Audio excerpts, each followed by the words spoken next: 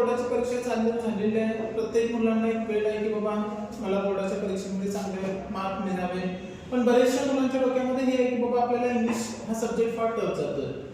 तर आजच्या या सेशनमध्ये मी तुम्हाला जास्तीत जास्त स्कोर कसा करता येईल, पास होणं इतकं अवघड नाही आहे, पण स्कोरिंग करणं फार डिफिकल्ट जातंय.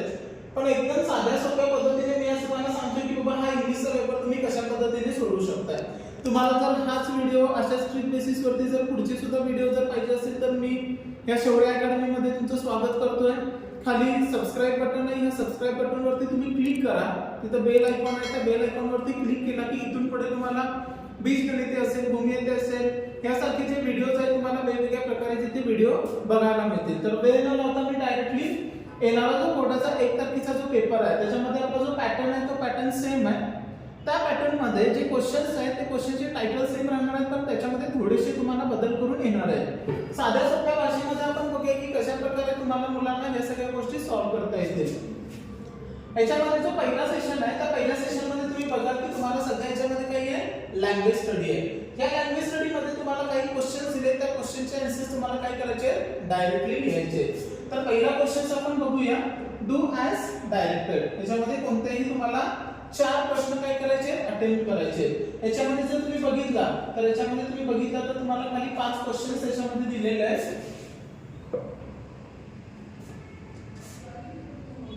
तर मित्रांनो तुम्ही आता बघू शकता तुमचा जो सेक्शन 1 आहे तो सेक्शन आहे तुमचा लँग्वेज स्टडी. याच्यामध्ये तुम्हाला जो पहिला क्वेश्चन दिला आहे question 1A, do as directed, कंसामध्ये दिलेला एनी 4. याच्यामध्ये तुम्ही बघू शकताय की तुम्हाला पहिल्या याच्यामध्ये किती क्वेश्चन्स आहेत, 6 प्रश्न आहेत. या 6 प्रश्नांपैकी कोणतेही 4 प्रश्न तुम्ही सोडवायचे. त्याच्यामध्ये जो पहिला क्वेश्चन आहे, दुसरा क्वेश्चन आहे, तिसरा क्वेश्चन आहे, चौथा क्वेश्चन, पाचवा क्वेश्चन, आणखी 6 याचा पॅटर्न ठरलेला आहे. तर ह्या पॅटर्न नुसार मी आता तुम्हाला सांगतो की बाबा पहिल्या क्वेश्चन मध्ये कशा प्रकारे क्वेश्चन्स येतील, त्याच्यामध्ये एक्झॅक्टली तुम्हाला काय करायचं आहे. आता जर याच्यामध्ये जर तुम्ही बघितलं तर तुमचा पहिला क्वेश्चन आहे की तुम्हाला एखादा शब्द दिलेला असणार आहे, जसे की उदाहरणामध्ये मी इथं आशिष. आशिष या याच्यामध्ये AASH डॉट डॉट SH. तर ह्याच्यामध्ये जो मोकळा शब्द आहे त्यासाठी आपल्याला काय करायचं, वेगवेगळ्या प्रकारचे शब्द जे काय ते आपल्याला पूर्ण करायचे. तर याच्यामध्ये जर पहिलं जर बघितलं तर पहिला प्रश्न आहे तुमचा, complete the words by using correct letters. आपल्याकडे A to Z मध्ये जे लेटर्स आहेत ते A to Z मध्ये लेटर्स आपल्याला ह्याच्यामध्ये टाकायचे आणि तुम्हाला काय करायचे, त्याच्यामध्ये जे काही क्वेश्चन्स आहेत तो क्वेश्चन्सचा आन्सर काय करायचं तुम्हाला फुलफिल करायचं आहे. जर पहिला जर तुम्ही क्वेश्चन जर बघितला तर याच्यामध्ये आहे P-L P-L. तर P-L मध्ये जर तुम्ही बघितला तर हा क्वेश्चन आहे. तर याच्यामध्ये जर तुम्ही बघितलं तर पूल हा वर्ड जर यायचं म्हटलं तर P-U-L-L. फक्त ह्या ठिकाणी तुम्हाला काय करायचे, तुम्हाला जे माहिती आहे ते तुम्हाला वेगवेगळे जे शब्द आहेत त्या शब्दांचे स्पेलिंग फक्त याच्यामध्ये टाकायचे. दुसरा जर क्वेश्चन जर तुम्ही बघितला तर याच्यामध्ये PL-1. सगळ्यांना माहिती आहे की बाबा PL-1 म्हणजे काय येणार आहे, तिचा प्ले. तर याच्यामध्ये PL आहे तसं आहे, डॅशच्या ठिकाणी तुम्हाला काय लिहायचं फक्त A. तिसरा याच्यामध्ये बघू शकता तुम्ही KI-D. तर तिसरा एक शब्द आहे की बाबा आपण त्याच्यामध्ये म्हणतो की काइंड. तर याच्यामध्ये येणारा शब्द कोणता आहे, N. आणि चौथा आहे तुमच्याकडे DR-P. याच्यामध्ये जर तुम्हाला वाटलं तर तुम्ही I पण घेऊ शकताय, DRIP ड्रिप. दुसरं तुम्ही घेऊ शकताय जर त्याच ठिकाणी जर तुम्हाला पुन्हा दुसरा एक शब्द जर घ्यायचा असेल तर तुम्ही त्या ठिकाणी DRO पण घेऊ शकताय, DROP ड्रॉप. ह्या ठिकाणी प्रत्येकाचे शब्द हे वेगवेगळे होऊ शकते. त्याच्यामध्ये कोणताही स्टँडर्ड आन्सर नाही की बाबा एखादा मुलगा ड्रिप लिहू शकतोय, एखादा मुलगा ड्रॉप लिहू शकतोय. याच्यामध्ये कोणतेही आन्सर तुमचे येऊ शकते. दुसरा बघायचं तुम्हाला, हा क्वेश्चन तुमच्या याच्यामध्ये कॉमन आहे. Put the following words in alphabet order. Alphabet order याच्यामध्ये ABCD dot dot dot Z हा जो सिक्वेन्स आहे या सिक्वेन्स नुसार तुम्हाला इथे जे शब्द दिले ते शब्द तुम्हाला काय करायचे आहे, ABCD च्या रेंज नुसार घ्यायचे आहेत. आता इथे बघा सुरुवातीला काय आहे S, इथे काय आहे C, या ठिकाणी काय आहे R आणि या ठिकाणी काय आहे C. याच्यामध्ये बघा अल्फाबेटिकल ऑर्डर, याचा अर्थ ABCD ची जी एक मालिका आहे त्या वर्ण मालिकेनुसारच आपल्याला काय करायचे आहे, तिथे अनेक शब्द आपल्याला त्या ठिकाणी क्रमाने लावायचे. ह्याच्यामध्ये जर तुम्ही बघितला तर ABCD मध्ये पहिला कोणता येतोय, S येतोय, C येतोय, R येतोय की C. तर पहिला वर्ड येतोय आपला लेटर येते C. याच्यामध्ये जर बघितला तर तुमचा हा वर्ड आणि हा वर्ड दोन्ही कॉमन आहे, त्याच्यामध्ये C चालू होते. तर त्याच्यानंतर आपण C च्या पुढचे बघूया अक्षर कोणते आहेत. तर इथे C च्या पुढे आहे A आणि इथे C च्या पुढे आहे O. एबीसीडी मध्ये पहिल्यांदा कोण येतंय ए, तर पहिला शब्द काय झाला तुमचा सी ए जी ई, हा तुमचा पहिला झाला. त्यानंतर आपण दुसरा घ्यायचा आहे. दुसरा सी नंतर कोणता आहे करेज, तर C O U R A G E हा दुसरा झाला. आता एस आणि आर मध्ये पहिल्यांदा कोण येतंय तर A B C D E F G H I J K L M N O P Q R, तर पहिल्यांदा कोण आलं आर आणि नंतर आला एस. मग तिसरा शब्द काय आला तुमचा rain, R A I N rain. आणि जर हा गेला तर सगळ्यात शेवटी कोणता राहिला तुमचा सक्सेस, तर पुढचं तुमचं काय आला एस यू सक्सेस. ठीक आहे. त्याचप्रमाणे तुम्हाला पुढे चार शब्द दिलेले आहेत. दुसरा आहे तुमचा लॉयर, लॉन्ग, लार्ज आणखी लेट. याच्यामध्ये जर तुम्ही बघितलं तर चारही शब्दांमध्ये पहिला अक्षर काय आहे तुमचा एल. आता एबीसीडी नुसार पुढचे बघायचे तर ह्याच्यामध्ये ए आहे, याच्यामध्ये ए आहे. ह्याच्या पुढचे अक्षर बघायचे तर पहिल्यांदा डब्ल्यू येते की टी येते, तर पहिल्यांदा टी. तर याच्यामध्ये पहिला शब्द काय झाला L A T E late. त्यानंतर तुमचा दुसरा जो शब्द गेला तो दुसरा शब्द काय झाला तुमचा हा लार्ज येतोय की लॉयर येतोय, तर दुसरा शब्द येतोय तुमचा large, L A R G E. तिसरा शब्द जो तुमचा आहे तो lawyer, L A W Y E R. आणखी शेवटचा शब्द आहे तुमचा लॉ. याच्यामध्ये फक्त इतकंच लक्षात ठेवा, जर शब्दांच्या सुरुवातीला जर सगळे सेम जर अल्फाबेट जर आले एबीसीडी मध्ये तर दुसरं लेटर बघायचं, दुसरंही लेटर जर सेम असेल तर तिसरं लेटर बघायचं आणि त्याच्यानुसार एबीसीडी नुसार पहिल्यांदा जो शब्द येतोय तो पहिल्यांदा शब्द हा त्या दुसऱ्या क्वेश्चन मध्ये लिहायचा आहे. आता तिसरा क्वेश्चन बघा, पंक्च्युएट द फॉलोइंग सेंटेन्सेस. आपल्याला जो पूर्ण विराम आहे, त्यानंतर आपल्याला डबल स्लोगन्स आहेत, हे जे आहे ते आपल्याला याच्यामध्ये यूज करायचे. आता याच्यामध्ये क्वेश्चन सेंटेन्स काय आहे बघा, father said to his son don't jump over the fence. आपल्याला माहिती आहे वाक्यामध्ये जी वाक्याची सुरुवात होती ती नेहमी कशामध्ये पाहिजे कॅपिटल लेटर मध्ये. तर याच्यामध्ये हा फादर जो आहे तो फादर काय पाहिजे कॅपिटल लेटर मध्ये. आता इथे काय बघा, father said to his son, फादरने काय म्हटलंय त्याच्या मुलाला सांगायला लागलाय, तर इथे आपण काय करतोय कॉमा ठेवतोय. पुन्हा या ठिकाणी डबल इन्व्हर्टेड कॉमा, इकडे डबल इन्व्हर्टेड कॉमा, इथे काय करायचं पूर्णविराम. का? कारण जेव्हा एखाद्या व्यक्तीशी आपण बोलतोय तर जे काय आपण बोलतोय ते काय करतोय आपण पूर्णपणे हायलाइटेड, त्यामुळे डबल इन्व्हर्टेड कॉमा मध्ये काय केलं त्यांनी हायलाइटेड केले. दुसरे बघा, Mister Jadhav was transfer to Chennai. याच्यामध्ये बघू शकता पहिलं जे लेटर आहे ते नेहमी कसं पाहिजे कॅपिटल. तो हा जो एम जो आहे हा एम तुम्हाला काय करायचा आहे कॅपिटल. मिस्टर जाधव याच्यामधला जो जे आहे तो capital. Was transfer to Chennai आणि सगळ्यात वाक्याच्या शेवटी काय करायचं आहे पूर्णविराम द्यायचा आहे. दोन्हीही याच्यामध्ये एक लक्षात ठेवा, वाक्याची सुरुवात ही कॅपिटल लेटरनं पाहिजे, वाक्याच्या एंडिंगला नेहमी पूर्णविराम हा द्यायलाच पाहिजे. आणि ज्या ठिकाणी एखादी ऍक्शन होते म्हणजे एखादा व्यक्ती जर दुसऱ्याशी बोलायला लागलाय तो व्यक्ती जो काय बोलणार आहे त्याच्यासाठी काय करायचे नेहमी डबल इन्व्हर्टेड कॉमा याच्यामध्ये द्यायचे. तर तिसरा प्रश्न जो होता तो तुमचा कशावरती होता की आपल्याला जी चिन्ह अवेलेबल आहे जसे की पूर्णविराम, स्वल्पविराम याच्यानुसार आपल्याला करायचं होतं. तिसरा क्वेश्चन झाल्यानंतर आता चौथ्या क्वेश्चन कडे आपण बोलूया. Make 4 words. आपल्याला काय करायचे 4 शब्द बनवायचे. मिनिमम ऑफ 3 लेटर इच. प्रत्येक याच्यामध्ये किती पाहिजे दिलेला जो तुमचा शब्द आहे ह्या शब्दामधून तुम्हाला 4 शब्द बनवायचे आहेत ज्याच्यामध्ये कमीत कमी 3 अक्षर पाहिजे. तुमचा शब्द काय आहे पनिशमेंट. तर ह्याच्यामध्ये जर तुम्ही बघितला तर तुम्हाला हा एक वर्ड मिळतोय काय आहे मेन. त्यानंतर जर तुम्ही जर हा बघितला तर याच्यामध्ये तुम्हाला दुसरा एक मिळतोय पनिश.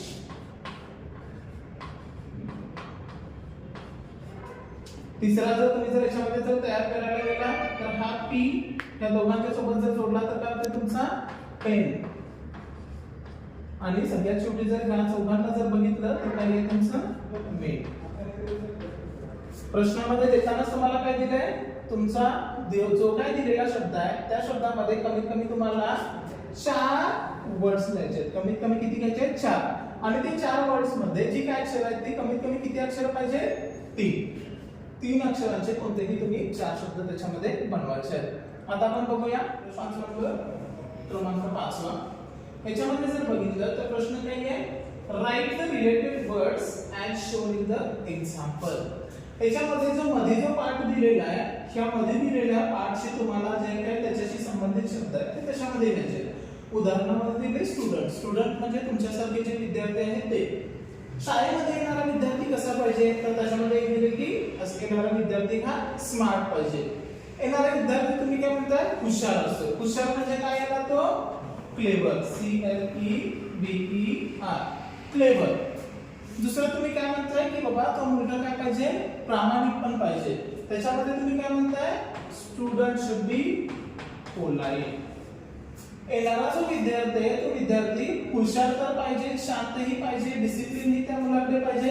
त्याचसोबत आपण त्या मुलाला असंही म्हणू शकतो की माझ्याकडे येणारा मुलगा कसा पाहिजे, हॉनेस्ट।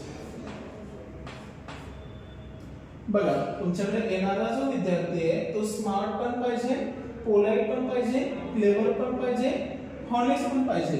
आणखी येणारा जो तुमच्याकडे विद्यार्थी आहे तो विद्यार्थी या सगळ्या दृष्टिकोनातून जर बघितलं तर त्या मुलाला हुशारी आहे, त्या मुलाला स्मार्टही आहे, हॉनेस्टही आहे।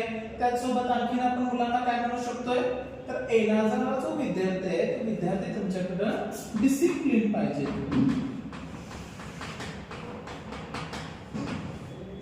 म्हणजेच त्या ठिकाणचे जे शब्द आहेत त्या ठिकाणी तुम्हाला जे वाटते त्या शब्दाशी रिलेटेड त्या शब्दांचे ज्या प्रकारे आपण वर्णन करू शकतोय ते शब्द तुम्हाला काय करायचे आहे, या ठिकाणी लिहायचे। आता सगळ्यात शेवटी ह्या पहिल्या क्वेश्चन मधला 6वा क्वेश्चन आहे, complete the word chain of adjective. Adjective म्हणजे काय आहे, तुमचं विशेषण। दिलेल्या ज्या काही गोष्टी आहेत त्या दिलेल्या गोष्टींमध्ये काय करायचे, तुम्हाला विशेषणाची जी काही चेन दिली ती पूर्ण करायची आहे। ऍड 4 वर्ड्स, किती शब्द ऍड करायचे आहे, 4। each beginning with the last letter of the previous word। याच्यामध्ये बघितलं तर तुम्हाला ऑलरेडी इथं पहिला वर्ड दिलाय, त्याच्यामध्ये शेवटचा अक्षर बघायचा आहे। त्या शेवटच्या अक्षरांनी पुढचा शब्द हा चालू व्हायला पाहिजे। आणि ह्याच्यानुसार तुम्हाला किती बनवायचे आहे, 4 तुम्हाला बनवायचे आहेत। त्याच्यामधला पहिला याच्यामध्ये केअरफुल। आता इथं जो आहे तो मला L वरून चालू करायचा आहे, तर L वरून काय आहे, लॉयल, हे विशेषण झालं।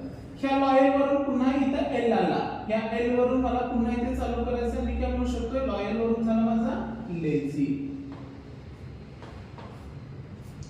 Y, Y वरून मी माझा पुन्हा काय घेतला, इथं मी म्हणू शकतो यू। आणि पुन्हा हा H जो आला त्या H वरून होणारा माझं विशेषण काय आहे, हॉनेस्ट। ह्याच्यामध्ये येणारे तुम्हाला 4 शब्द असे लिहायचे आहे की त्या 4 शब्दांच्या प्रत्येक शब्दाच्या शेवटचं जे अक्षर आहे त्या शेवटच्या अक्षरापासून पुढचे तुमचे शब्द सुरू व्हायला पाहिजे। तर हा तुमचा पहिला प्रश्न होता।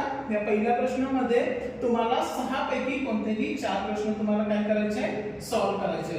याच्यामध्ये जर तुम्ही बघितला तर तुम्हाला समजून जाईल तुमचा जो पहिला प्रश्न आहे त्याच्यामध्ये काय फरक करायचे, तुम्हाला फक्त रिकाम्या जागी जे अक्षर आहे ते अक्षर तुम्हाला लिहायचे आहे। दुसऱ्या याच्यामध्ये जर बघितला तर इथे तुम्हाला दिलेला आहे अल्फाबेट ऑर्डर, दिलेले जे शब्द आहेत ते ABCD नुसार काय करायचे, तुम्हाला क्रमाने लावायचे।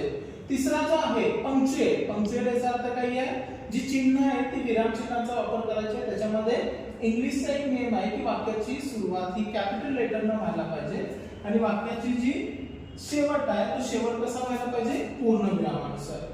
चौथा आपण बघितलंय ज्याच्यामध्ये तुम्हाला एखादा शब्द दिला जाईल, इथली जी काही इन्स्ट्रक्शन आहे ती इन्स्ट्रक्शन व्यवस्थित वाचा।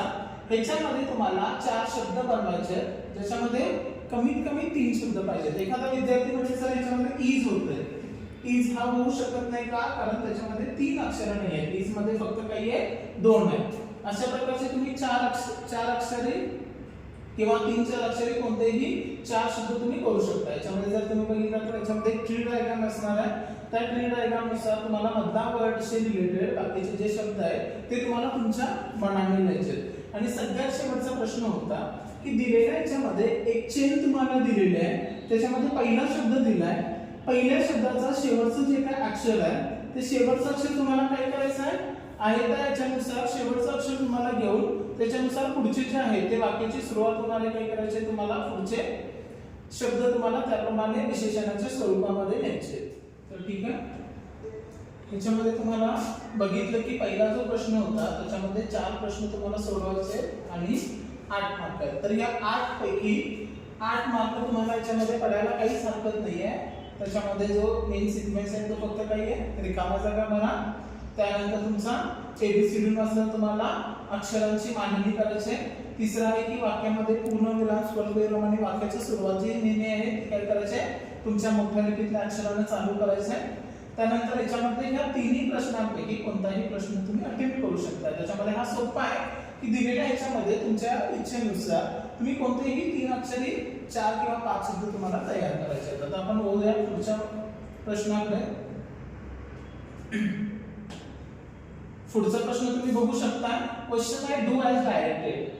त्यांनी जे तुम्हाला याच्यामध्ये जे काही क्वेश्चन दिले त्या क्वेश्चन्स नुसार तुम्हाला काय करायचे त्याचे आन्सर द्यायचे. इथे तुम्ही मार्क बघू शकता की 2 मार्काला हा प्रश्न आहे. याच्यामध्ये पण पहिल्या याच्यामध्ये दिलाय अटेम्प्ट एनी वन. दोन्ही क्वेश्चन पैकी कोणताही एक क्वेश्चन तुम्हाला अटेम्प्ट करायचा आहे. आता याच्यामध्ये जर बघितला तर पहिल्यापेक्षा दुसरा क्वेश्चन तुम्हाला पूर्णपणे सोपा दिसेल का, कारण फक्त तुम्हाला पुढे येणारे शब्द लिहायचे. काय दिले त्यांनी add a clause to following sentence to expand it meaningfully. याच्यामध्ये पुढचा जो क्लॉज आहे त्या क्लॉज मध्ये काय करायचे तुम्हाला त्या सेंटेन्सला एक अर्थपूर्ण वाक्य तयार होण्यासाठी पुढच्या ठिकाणी काय करायचे आपल्याला काहीतरी वाक्य जोडायचे. I visited the place. मी काय केलं एक प्लेस व्हिजिट करायला लागलो. तर कोणतं so I visited the place where my grandparents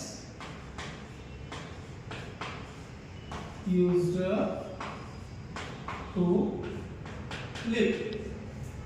मी अशा गावाला विजिट दिली ज्या ठिकाणी काय करते माझे आजी आजोबा जे काय माझे आहेत ते त्या ठिकाणी राहते. त्यामुळे मी अशा ठिकाणी विजिट केले जिथे माझे आजोबा ते राहण्यासाठी यूज करते. So I visited the place where my grandparents used to leave.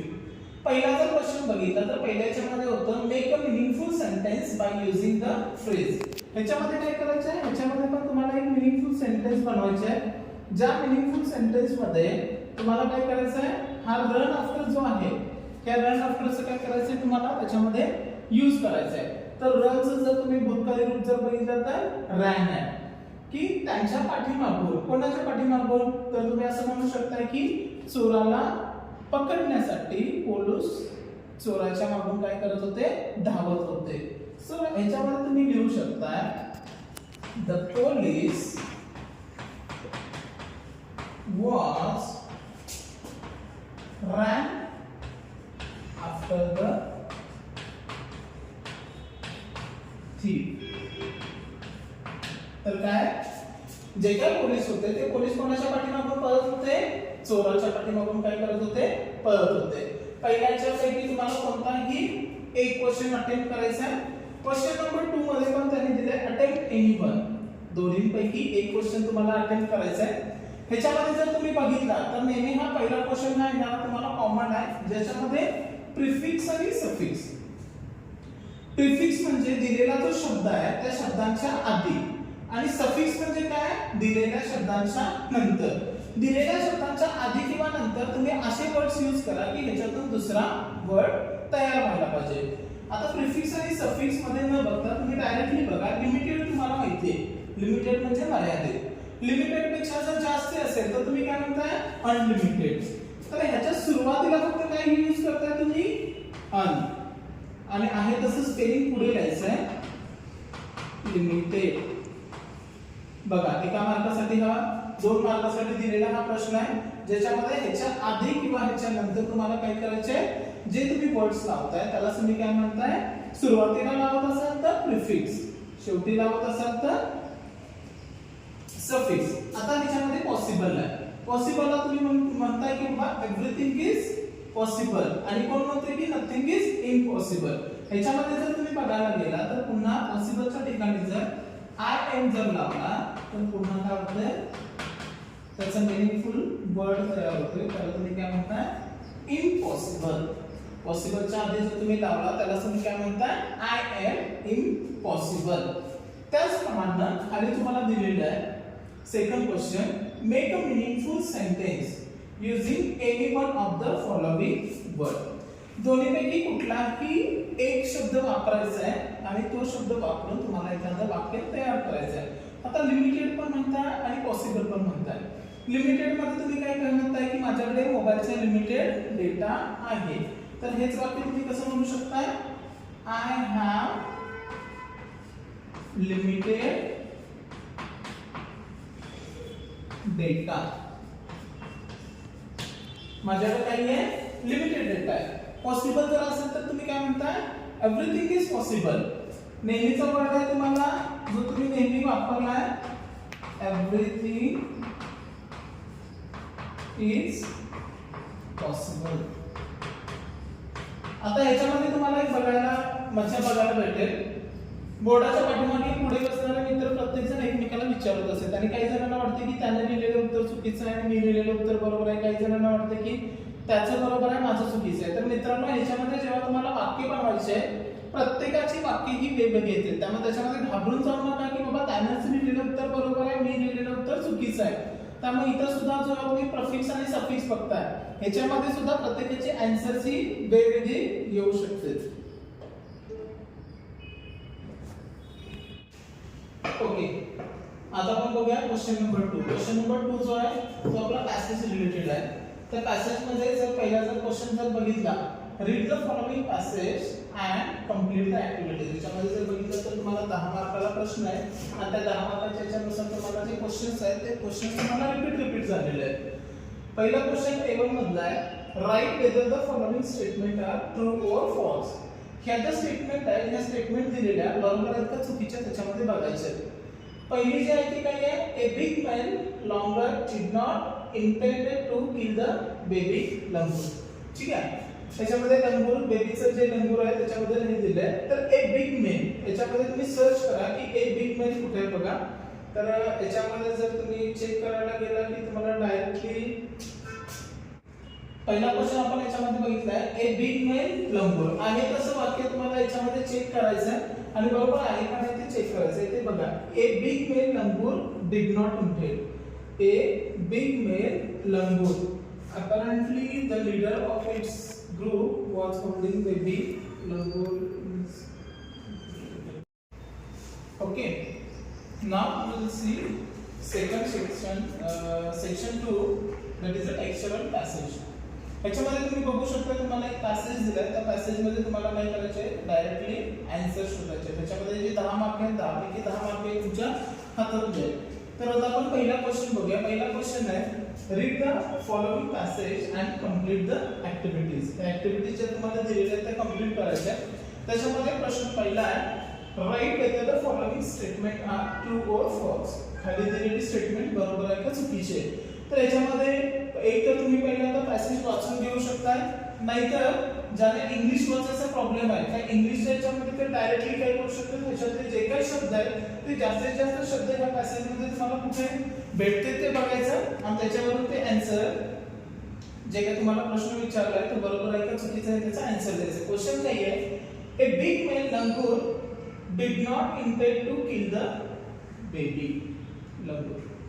A big male langur did not intend to kill the baby langur. तर याच्यामध्ये काय दिले की जे मोठं माकड आहे ते मोठं माकड काय करायला आहे, लहान बाळ जे आहे त्या लहान बाळाचं तसं मारण्याचं काय नाही आहे, इंटेन्शन नाही आहे. याच्यामध्ये तुम्ही जर इथे बघितलं, a big male langur apparently the leader of its group was holding a baby langur in his hand and mercilessly beating it all over with a definite intent to kill. तर तो काय करायला लागलाय, कंटिन्युअसली काय करायला लागलाय, त्याला मारायला लागलाय. पण ह्याच्यामध्ये जर तुम्ही बघितलं तर याच्यामध्ये तुम्हाला डायरेक्टली दिसतंय इथं त्याने लिहिलंय, a male group apparently the leader of its group was holding a baby langur in his hand and mercilessly म्हणजे निर्दयीपणे beating it over with a definite intent.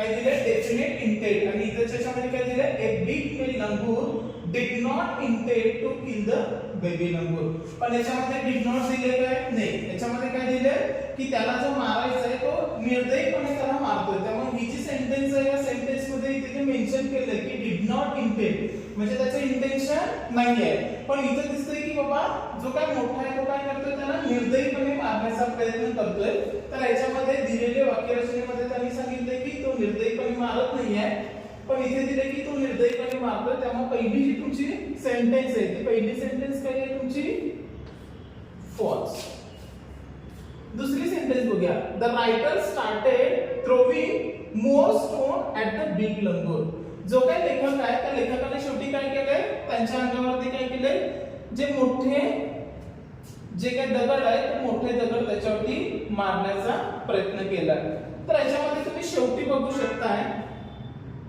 Without losing any time, I gathered a stout stick in one hand and hurled a piece of stone at the manipulating langur. The langur was so infuriated that it hardly took any notice of my assault. But then I started throwing more stone. त्यानंतर काय केलं? त्याने त्यांना stone काय केले? मोठे मारायला चालू केले. त्यामुळे ही जी तुमची काय सेंटेन्स आहे, ही सेंटेन्स कशी आहे तुमची? करेक्ट आहे. Why? Because throwing more stone. आणि ह्याच्यामध्ये त्याने स्टार्ट केले I started throwing more stone. आता तिसरा क्वेश्चन तुम्ही बघू शकताय. The mother langur was watching her baby being killed. त्याची जी आई आहे ती ते बाळाला ज्या पद्धतीने मारत होते त्या पद्धतीने ती फक्त बघत होती. त्याच्यामध्ये तुम्ही बघू शकताय इथं आपला मगाचा क्वेश्चन संपला पहिला इथं The helpless mother of the baby and other lesser member of the langur group were scattered. They घाबरले on the roofs of the building nearby watching. आणि ते तिथून काय करत होते? वॉच करत होते.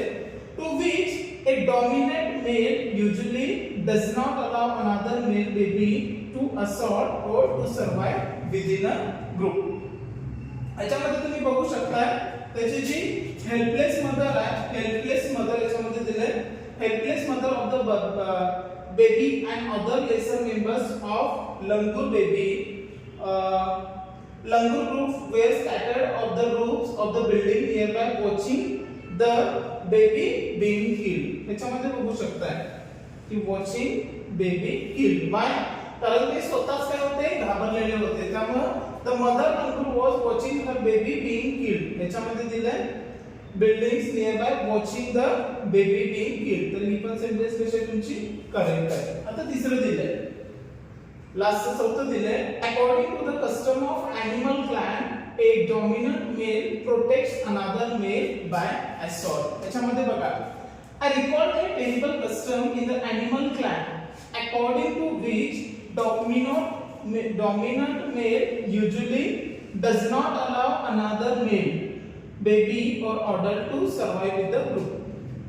According to the custom animal of clan, a dominant male protects another male. तर याच्यामध्ये काय दिले त्यांनी protects तो protects करतोय पण इथे तुम्हाला काय दिलंय does not allow another male baby or adult to survive with its group. तो त्याच्या याच्यामध्ये काय करत नाहीये कोणाला अलाउच करत नाही त्यामुळे तो इथं मारण्यापासून त्याला प्रोटेक्ट करतो असं कोणतेही वाक्य या ठिकाणी बरोबर नाहीये त्यामुळे हेही वाक्य काही आहे तुमचं चुकीचं आहे तर याच्यामध्ये बघताना या गोष्टी बघा की तुमच्या ज्या काही महत्त्वाच्या गोष्टी आहेत for example a baby may kill to the baby langur हे जरी शब्द तुम्हाला याच्यामध्ये सापडले तर ही पूर्ण वाक्यरचना आहे त्या वाक्यरचनेशी मिळतीजुळती असेल तर ते वाक्य बरोबर आहे याच्यामध्ये जर एखादं स्पेलिंग जरी त्याच्यामध्ये जर तुम्हाला दिसत नसेल तर तुम्ही डायरेक्टली लिहू शकता की बाबा त्याचं जे आन्सर आहे ते काय आहे फॉल्स त्यामुळे जर ट्रू असेल म्हणजे बरोबर असेल तर तुम्ही PRUE लिहा जर चुकीचं असेल तर तुम्ही त्याला इंग्लिश मध्ये फॉल्स म्हणताय FALSE ते काय करा तुम्ही फॉल्स म्हणून त्याचा आन्सर लिहा त्याचबरोबर तुमचा जो आता पॅसेज दिलाय त्या पॅसेज वरून काय करायचंय तुम्हाला हा जो सेकंड चार्ट आहे तो सेकंड चार्ट तुम्हाला कंप्लीट करायचा आहे कंप्लीट द वे आता याच्यामध्ये दिले बघा मधला जो पार्ट आहे तो काय आहे द रायटर सॉ ऑन द रूफ दॅट रायटरनं काय केलंय त्या रूट वरती बघितलंय. तर याच्यामध्ये पहिलं काय दिलंय बघा, a big male langur was. वाक्यामध्ये बघा ए बिग मेल लंगूर कुठे आहे बघा, तर इथे जर बघितलं तर a big male langur apparently the leader of group. इथे तुम्ही काय लिहू शकताय, the leader of group हा तुम्ही डायरेक्टली लिहू शकता.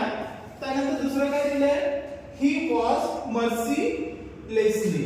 आता याच्यानंतर बघू शकताय बघा, was holding a baby langur in his hand and mercilessly. त्याच्या पुढे काय दिलंय, beating it all over with a definite intent to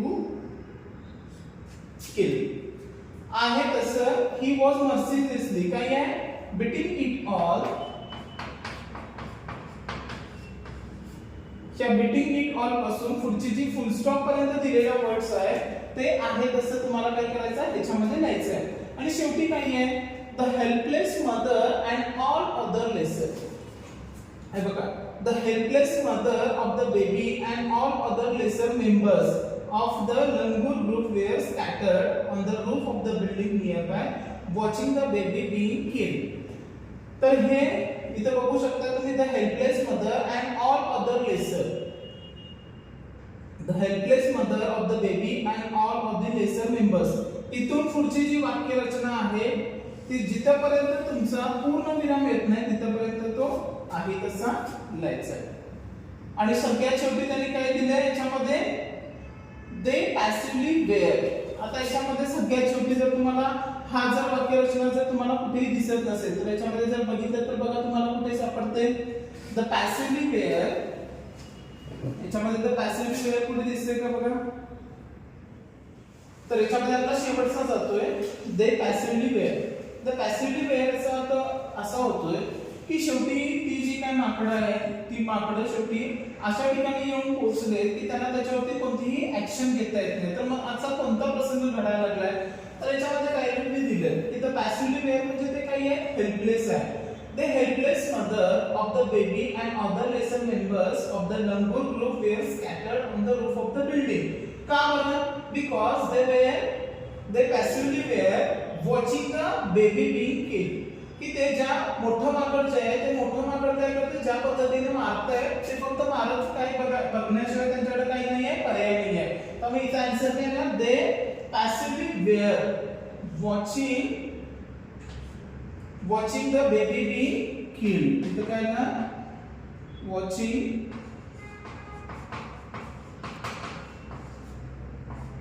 the baby being killed.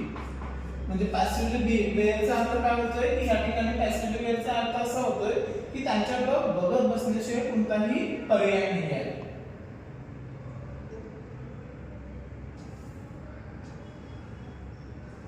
त्यानंतर आपण येऊया क्वेश्चन नंबर 3 ला. तर क्वेश्चन नंबर 3 मध्ये write from the passage the antonyms of the following. तर याच्यामध्ये जे काय अँटोनिम्स दिले त्या अँटोनिम्स काय करायचे तुम्हाला त्याच्यामध्ये बघायचे. तर याच्यामध्ये आपण बघूया क्वेश्चन नंबर A3 दिलाय, write from the passage the antonyms of the following. हे जे काय अँटोनिम्स म्हणजे जे काय विरुद्धार्थी शब्द दिले ते विरुद्धार्थी शब्द काय करायचे तुम्हाला त्याचे फाइंड आउट करायचे. ठीक आहे. तर पहिला क्वेश्चन आहे तुमचा मर्सीफुली.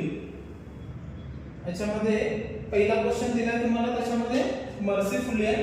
याच्यामध्ये बघा मर्सीफुली क्वेश्चन याच्यामध्ये कुठे तुम्हाला दिसतंय का बघा, तर a big male langur apparently the leader of its group was holding a baby langur in his hand and mercilessly.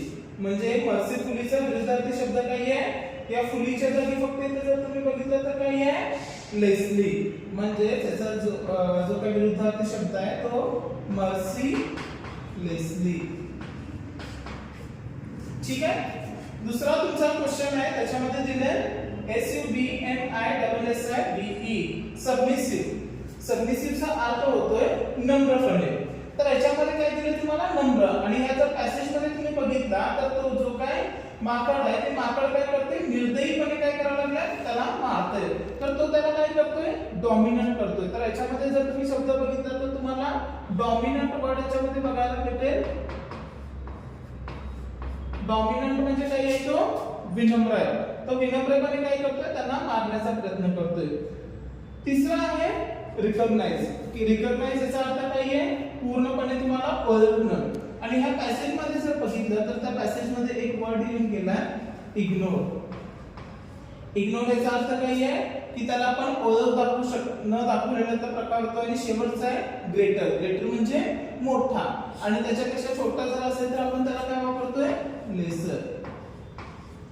जर ह्या पॅसेज मध्ये जर तुम्ही बघितला तर हे ग्रेटर आणखी लेसर हे वर्ड सगळे तुमच्या ह्या पॅसेज मध्ये येऊन गेलेले आहेत. जसं की मगाशी आपण बघितला तो मगाशी वर्ड काय होता आपला, इग्नोर हा वर्ड त्याच्यामध्ये होता. त्या इग्नोर मध्ये जर तुम्ही बघायला गेला तर या ठिकाणी तुमचा वर्ड आलेला आहे इग्नोर. रिकॉग्नाइज जर तुम्ही काय म्हणू शकताय, इग्नोर म्हणू शकताय. दुसरा एक तुमचा होता मर्सिलेसली, तुमचा याच्यामध्ये वर्ड होता. त्यानंतर तुमचा याच्यामध्ये एक सबमिसिबल साठी एक वर्ड येऊन गेला, तो तुमचा वर्ड होता याच्यामध्ये डॉमिनंट. त्यानंतर जो काही group of street dogs barking furiously in the distance, they become louder aggressively, alarming the crowding and disturbing. So the big male langur, apparently leader, was baby langur, maliciously defending intent to kill.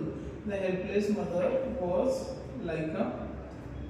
So whatever words are coming here, you can see here dominant word is here. त्यामुळे आपण आतापर्यंत जे काही याच्यामध्ये जे काही passage मध्ये जे काही क्वेश्चन बघितलेले आहेत, मर्सीफुली, सबमिसिव्ह, रिकॉग्नाइज आणि ग्रेटर, ह्याच्या विरोधार्थी जे शब्द आहेत ते विरोधार्थी शब्द काय करायचे तुम्हाला ह्या पॅसेज मध्ये तुम्हाला काय करायचे, शोधायचे. ह्या पॅसेज वरती आधारितच पुन्हा तुम्हाला काय आहे, हा चौथा आणि पाचवा क्वेश्चन त्याच्यामध्ये आला. चौथ्या क्वेश्चन मध्ये बघू शकताय, डू ॲज डायरेक्टेड. जे काही दिले, जे काही तुम्हाला ह्या ब्रॅकेट मध्ये दिले त्या ब्रॅकेट नुसार तुम्हाला काय सॉल्व्ह करायचं आहे. तर बाहेर क्वेश्चन बघू शकताय, I heard a group of street dogs barking. मी ऐकलं की रस्त्यावरची जी काय कुत्री होती ती भुंकत होती. भुंकत होती. होती म्हणजे कोणता काळ आहे, तर याच्यामध्ये दिले state the type of tense. होती म्हणजे तुम्हाला माहिती आहे की बाबा कोणता काळ आहे, हा भूतकाळ आहे.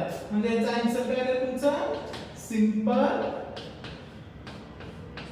Past tense. त्यानंतर दुसरा आहे तुम्हाला, I recall the terrible custom in the animal clan. Animal clan मध्ये काय बघितलं तुम्ही, काही भयंकर एनिमल्स मी त्याच्यामध्ये बघितले. त्याच्यामध्ये काय करायचं आहे, चेंज द व्हॉइस. ह्या चेंज द व्हॉइस मध्ये जिथं आर्टिकल्स आले आपल्याकडे ए अँड द, हे आर्टिकल आले तर याच्यामध्ये द आर्टिकल आहे. इथून हा वाक्य जो आहे तो काय करायचा, आहे तसा लिहायचा. म्हणजेच the terrible custom, terrible custom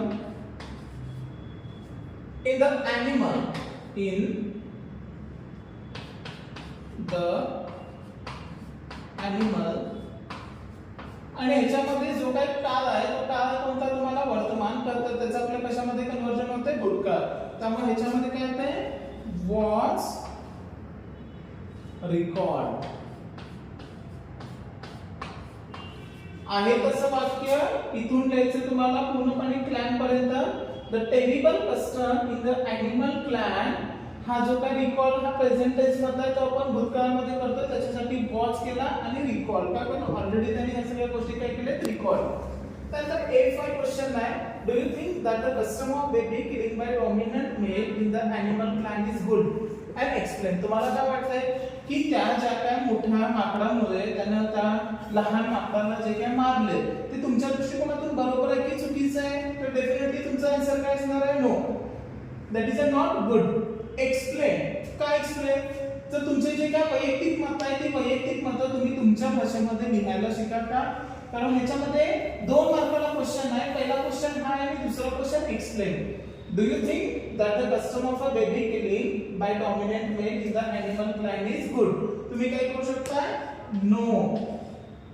do you थिंकच्या इथं काय करायचं नो आणि तिथून पुढे लिहू शकताय that the custom of baby killing by the dominant male is not good. at least 2 मार्कांपैकी तुम्हाला 1 मार्क तरी इथे सहजासहजी भेटून जातोय. त्यानंतर तुमचा बी टाइपचा क्वेश्चन चालू होतोय read the following passage and complete the activities. जसं वरती होतं सेम टू सेम तसंच खाली आहे बघा. पहिला क्वेश्चन काय आहे write whether the following statement are true or false. दिलेली जी काय वाक्य आहे ती वाक्य बरोबर आहेत का चुकीचे आहेत. तुम्हाला पाहिजे तर हा तुम्ही पूर्ण पॅसेज वाचू शकता. 1-2 मिनिटांमध्ये मी हा पॅसेज वाचून घेतो. However, what I saw from my window surprised me. The baker and the young girl were playing on the road because there were no traffic. They were laughing, clapping, and screaming joyously, as if they were in the paradise. Hunger and rain did not matter. They were totally drenched and totally happy. I envied their zest for the life. That scene forced me to look at my own life. I realized I had so many comforts, none of which they had, but they had the most important of all asset, one which I lacked. They knew how to be happy with life as it was. I felt ashamed of myself. I even started to make a list of what I had and what I did not have. I found I had more to be grateful for than most people could imagine. That day, I decided to change my attitude towards the life using the beggar as my role model. तर याच्यामध्ये काही मुलं आहेत ती काही मुलं काय करायला लागले ती रस्त्यावरती खेळायला ज्याच्यामध्ये नाही कोणतंही ट्रॅफिक नाही आहे. अत्यंत आनंदाने हसत खेळत ती काय करायला लागले एन्जॉय करायला लागले. आणखी जो काय तुमचा ऑथर आहे तो त्याच्याकडे बघून बघतोय की ह्यांच्यापेक्षा माझे काही चांगलं आहे. पण त्याच्यामध्ये काही गोष्टी त्यांना असं वाटतं की ह्याच्यातल्या काही गोष्टी माझ्याकडे आहेत काही गोष्टी माझ्याकडे नाही आहेत आणि शेवटी तो स्वतःलाच खजील झालेला याच्यामधून काय म्हणतोय की मला आता माझा ॲटिट्यूड चेंज करायला पाहिजे आणि त्याच्यासाठी तो रोल मॉडेल कोणाला ठरतोय बेगरला. तर याच्यामध्ये जे कोण आहे ती स्टोरी जी आहे त्या स्टोरीचा जो पण मेन ऑथर आहे त्याचं नाव आपल्याला मेन्शन केले क्वेश्चन मध्ये बघूया. Meena choose beggar as a role model. मीनाला बेगरला रोल मॉडेल म्हणून चूज केले का तर याच्यामध्ये शेवटी तुम्ही बघू शकताय दॅट डे आय म्हणजे कोण आहे Meena. Meena decided to change my attitude towards the life using the beggar as a role model. आहे तसं वाक्य आहे beggar as a role model. याचा आन्सर काय आहे तुमचं वाक्य काय आहे correct. There was traffic on the road. रोडवर ट्रॅफिक होतं काय तर तुम्ही याच्यामध्ये बघू शकता. However, what I saw from my window surprised me. The beggar and the young girl were playing on the road because there was no traffic. आणि इथं काय दिलंय there was traffic. ट्रॅफिक होतं काय इथं काय सांगितलंय नो म्हणजे हे काय आहे तुमचं रॉंग.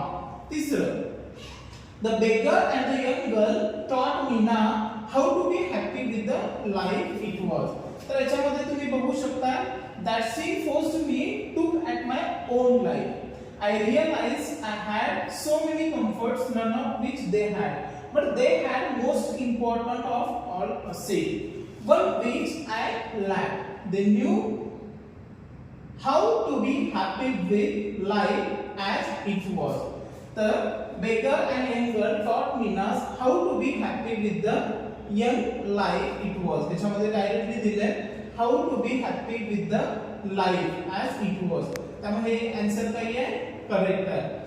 फोर्थ वन आहे the beggar and the young girl were playing on the terrace. याच्यामध्ये बघा the beggar and the young girl were playing on the road आणि इथं काय दिलंय playing on the terrace म्हणजे हे वाक्य काय आहे चुकीचं आहे. मित्रांनो एकदम सोप्या आणि साध्या याच्यामध्ये बघायचं झालं तर 80 पैकी 80 मार्क तुम्हाला पडतील ह्याची गॅरंटी देण्यापेक्षा याच्यामध्ये 40च्या वरती मार्क तुम्हाला नक्की पडतील. आहे त्या वाक्यामध्ये जास्तीत जास्त शब्द याच्यामध्ये शोधायला बघा.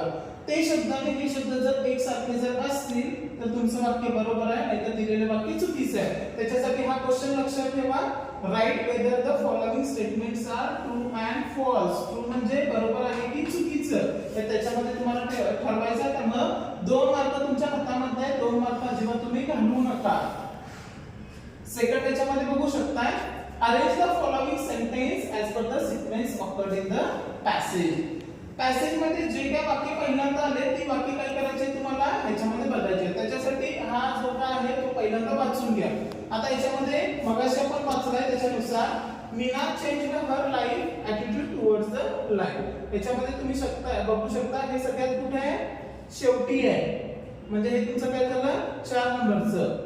Meena felt ashamed of herself. इथं बघू शकताय की they know not to be happy with life at all.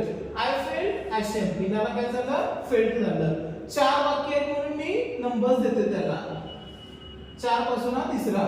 The beggar and young girl were playing on the road. याच्यामध्ये बघा सुरुवात जर झाली तर कुठून झाली, the beggar and the young girl were playing on the road. तर हे वाक्य पहिल्यांदा आले म्हणून मी त्याला काय देतोय पहिला नंबर. आणि हे राहिलेला पहिला दुसरा, पहिला आहे, तिसरा झाला, चौथा झाला, म्हणजे हा काय आहे दुसरा आहे. तशी वाक्य तुम्हाला काय करायचे क्रमाने द्यायचे. एकदम सोपा मार्ग आहे. ऑटोमॅटिकली तुम्हाला फक्त ह्याच्यामध्ये बघायचे ते वाक्य कुठे आले. तुम्ही त्या वाक्यांना अंडरलाईन पण करू शकता दिलेल्या वाक्यामध्ये आणि त्यानंतर सुद्धा तुम्ही त्यांना काय करू शकता क्रम देऊ शकता. त्याच्यासाठी तुमच्या बोर्डाच्या पेपरवरती तुमचा नंबर लिहा, नाहीतर ती कॉपी केस म्हणून बोर्डाला कन्सिडर केली जाते. त्याच्यासाठी बोर्डाला प्रत्येक पेजवरती तुमचा जो काही नंबर आहे तो नंबर तुम्ही त्याच्यावरती लिहा. त्यानंतर क्वेश्चन नंबर 3 आहे, match the words in the column A with their synonyms in the column B. आता ह्याच्यामध्ये त्यांनी दिले की समानार्थी शब्दांचे काय करायचे जोड्या लावायचे. कोणत्या इथे हे आता दिलेले ते समानार्थी शब्द आहेत. तर याच्यामध्ये पहिलं बघूया आपण कोणतं आहे, पॅराडाइज. पॅराडाइज म्हणजे काय आहे, त्यांना इतका आनंद झाला की त्यांना असं वाटतं की बाबा आपण कुठेतरी स्वर्गामध्ये येऊन पोहोचलोय. तर याच्यामध्ये दिलेले वर्ड आहेत ते तुमच्या पॅसेज मध्ये नाही आहेत, पण हे वर्ड सगळे तुमच्या पॅसेज मध्ये आहेत, जसं तुम्हाला अर्थ माहिती पाहिजे. इंथुझियाझम म्हणजे काय, एकदम आनंदी, उत्साही. व्हॅल्युएबल थिंग्स म्हणजे सगळ्यात महत्त्वाची गोष्ट. वेट म्हणजे भिजलेला आणि एवन म्हणजे स्वर्ग. तर याच्यामध्ये बघू शकता पॅराडाइजचा अर्थ काय आहे स्वर्ग. म्हणजे याच्यामध्ये जो हिवन आहे तो हिवन म्हणजे काय आहे स्वर्ग. सेकंड तुम्ही बघू शकता याच्यामध्ये झेस्ट आहे, ऍसिड आहे, ड्रेंच्ड आहे. तुम्हाला माहिती आहे ड्रेंच्ड म्हणजे ती इतक्या आनंदाने नाचत होती की त्यांना भूक लागली का ते भिजले हे त्यांना अजिबात समजत नव्हतं. ड्रेंच म्हणजे भिजलेले. याच्यामध्ये बघू शकता वेट हा वर्ड काय आहे, वेट म्हणजे भिजलेले, म्हणजे तुम्ही हाही लावू शकताय. दुसरं तुम्ही बघू शकता झेस्ट आणि ऍसिड. झेस्ट म्हणजे अत्यंत एकदम छान आनंदाने ती नाचत होती. तर इंथुझियाझम म्हणजे उत्साहाने आणि व्हॅल्युएबल थिंग्स म्हणजे तुमची एक महत्त्वाची प्रॉपर्टी किंवा महत्त्वाची वस्तू.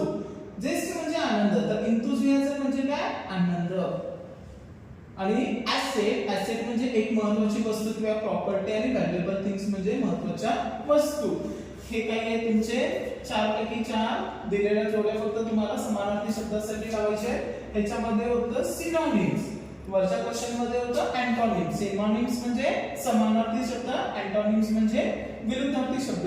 आणि याच्यामध्ये सगळ्यात शेवटचा एक क्वेश्चन तुम्हाला आलाय की दिलेल्या पॅसेज वरून तुम्हाला काय करायचं आहे B4 आणि B5 तुम्हाला ग्रामर बेस आलाय. त्या ग्रामर मध्ये दिलंय do as directed, they were totally drenched and happy. They were totally drenched and happy. याच्यामध्ये यूज नॉट ओनली आणि बट also. तर नॉट ओनली कुठे वापरायचं आहे, क्रियापदानंतर काय वापरायचं आहे तुम्हाला इंग्लिश मध्ये क्रियापदाला काय म्हणायचं वर्ब. क्रियापदाच्या नंतर तुम्हाला नॉट ओनली वापरायचं आहे. आणि वाक्यामध्ये जिथं जिथं अँड आहे त्या ठिकाणी काय करायचं आहे तुम्हाला बट also वापरायचं आहे. तर बघा याच्यामध्ये सेंटेन्स काय ना दे वेअर.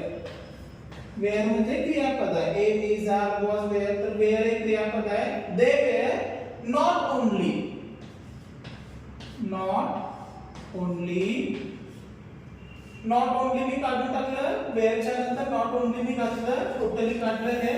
आणि drenched, they were not only drenched, ते फक्त भिजलेलेच नव्हते, बट ऑल्सो अँड काढला आणि त्याच्यात आधी काय घातलं बट ऑल्सो आहे तसं पुढचं वाक्य हॅपी. बघा नॉट ओनली बट ऑल्सो साठी तुमच्याकडे एक क्रायटेरिया आहे. तो क्रायटेरिया काय आहे क्रियापदाच्या नंतर नॉट ओनली वापरायचं आणि ज्या ठिकाणी अँड आहे त्या ठिकाणी बट ऑल्सो वापरायचं. बाकीचं आहे तसं वाक्य तुम्हाला त्याच्यामध्ये लिहायचं आहे. पुढचा क्वेश्चन आहे the beggar and the young girl were playing on the road. आणि क्वेश्चन काय दिला तुम्हाला turn on present continuous tense. Present continuous tense म्हणजे तुमचा चालू वर्तमान काळ. आता वेअर म्हणजे कुठला आहे तुमचा तर चालू भूतकाळ आला. चालू भूतकाळामध्ये आपण काय वापरतोय वेअर आणखी वॉज. चालू वर्तमान काळामध्ये काय वापरतोय आपण इज आर. जर आय असेल तर नेहमी एम वापरतोय. कर्ता जर एक वचनी असेल तर इज आणि कर्ता जर प्लुरल म्हणजे अनेक वचनी असेल तर काय वापरतोय आर. त्याच्यामध्ये बघा the beggar and the young girl ही दोघे जण आहेत म्हणजे ते काय झालंय अनेक वचनी. अनेक वचनी असेल तर वर्तमान काळामध्ये काय वापरतोय आर. तर वेळेच्या जागी फक्त काय लिहायचे तुम्हाला are. The beggar and the young girl are playing on the road. झालं बघा किती सिंपल टेन्स आहे. या सिंपल टेन्स मध्ये तुम्हाला ते भेटून जाते. पाचवा क्वेश्चन आहे who is your role model. 2 मार्काला क्वेश्चन आहे हु म्हणजे याचा अर्थ होतोय कोण. तुमचा रोल मॉडेल कोण आहे तर हुच्या जागी फक्त तुमचा रोल मॉडेलचं नाव टाकायचं. फॉर एक्झाम्पल मम्मी असू शकते, भाऊ असू शकतो, फ्रेंड असू शकतोय.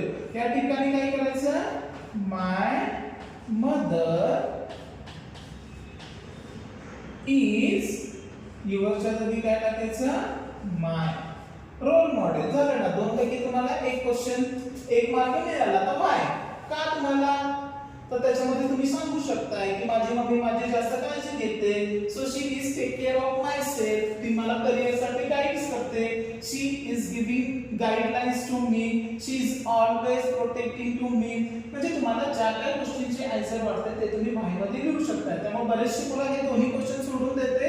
दोन्ही क्वेश्चन न सोडता पहिल्या क्वेश्चनचं तर आन्सर एस नो टाइप मध्ये तुम्हाला द्यायचं आहे.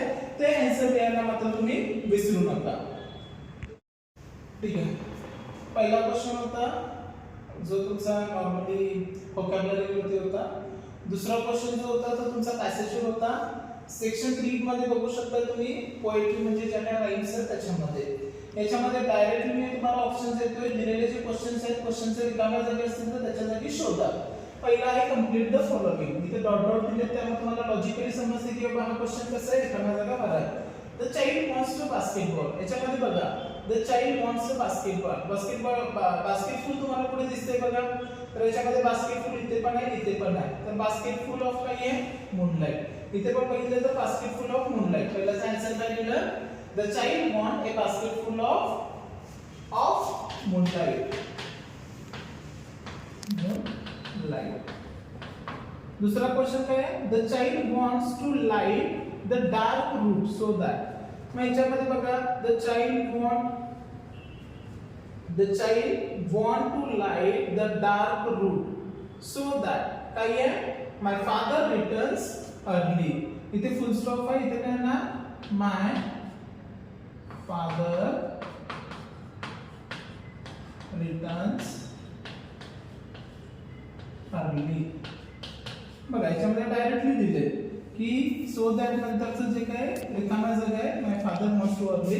डायरेक्टली तुम्ही तिथे जाऊ शकता. सेकंड क्वेश्चन आहे why does the poet want his father to come early. जर तुम्ही क्वेश्चन जर वाचला तर क्वेश्चन मध्ये तुम्हाला समजेल की का त्यांना असं वाटतंय की त्याच्या वडिलांनी लवकरात लवकर यायला पाहिजे.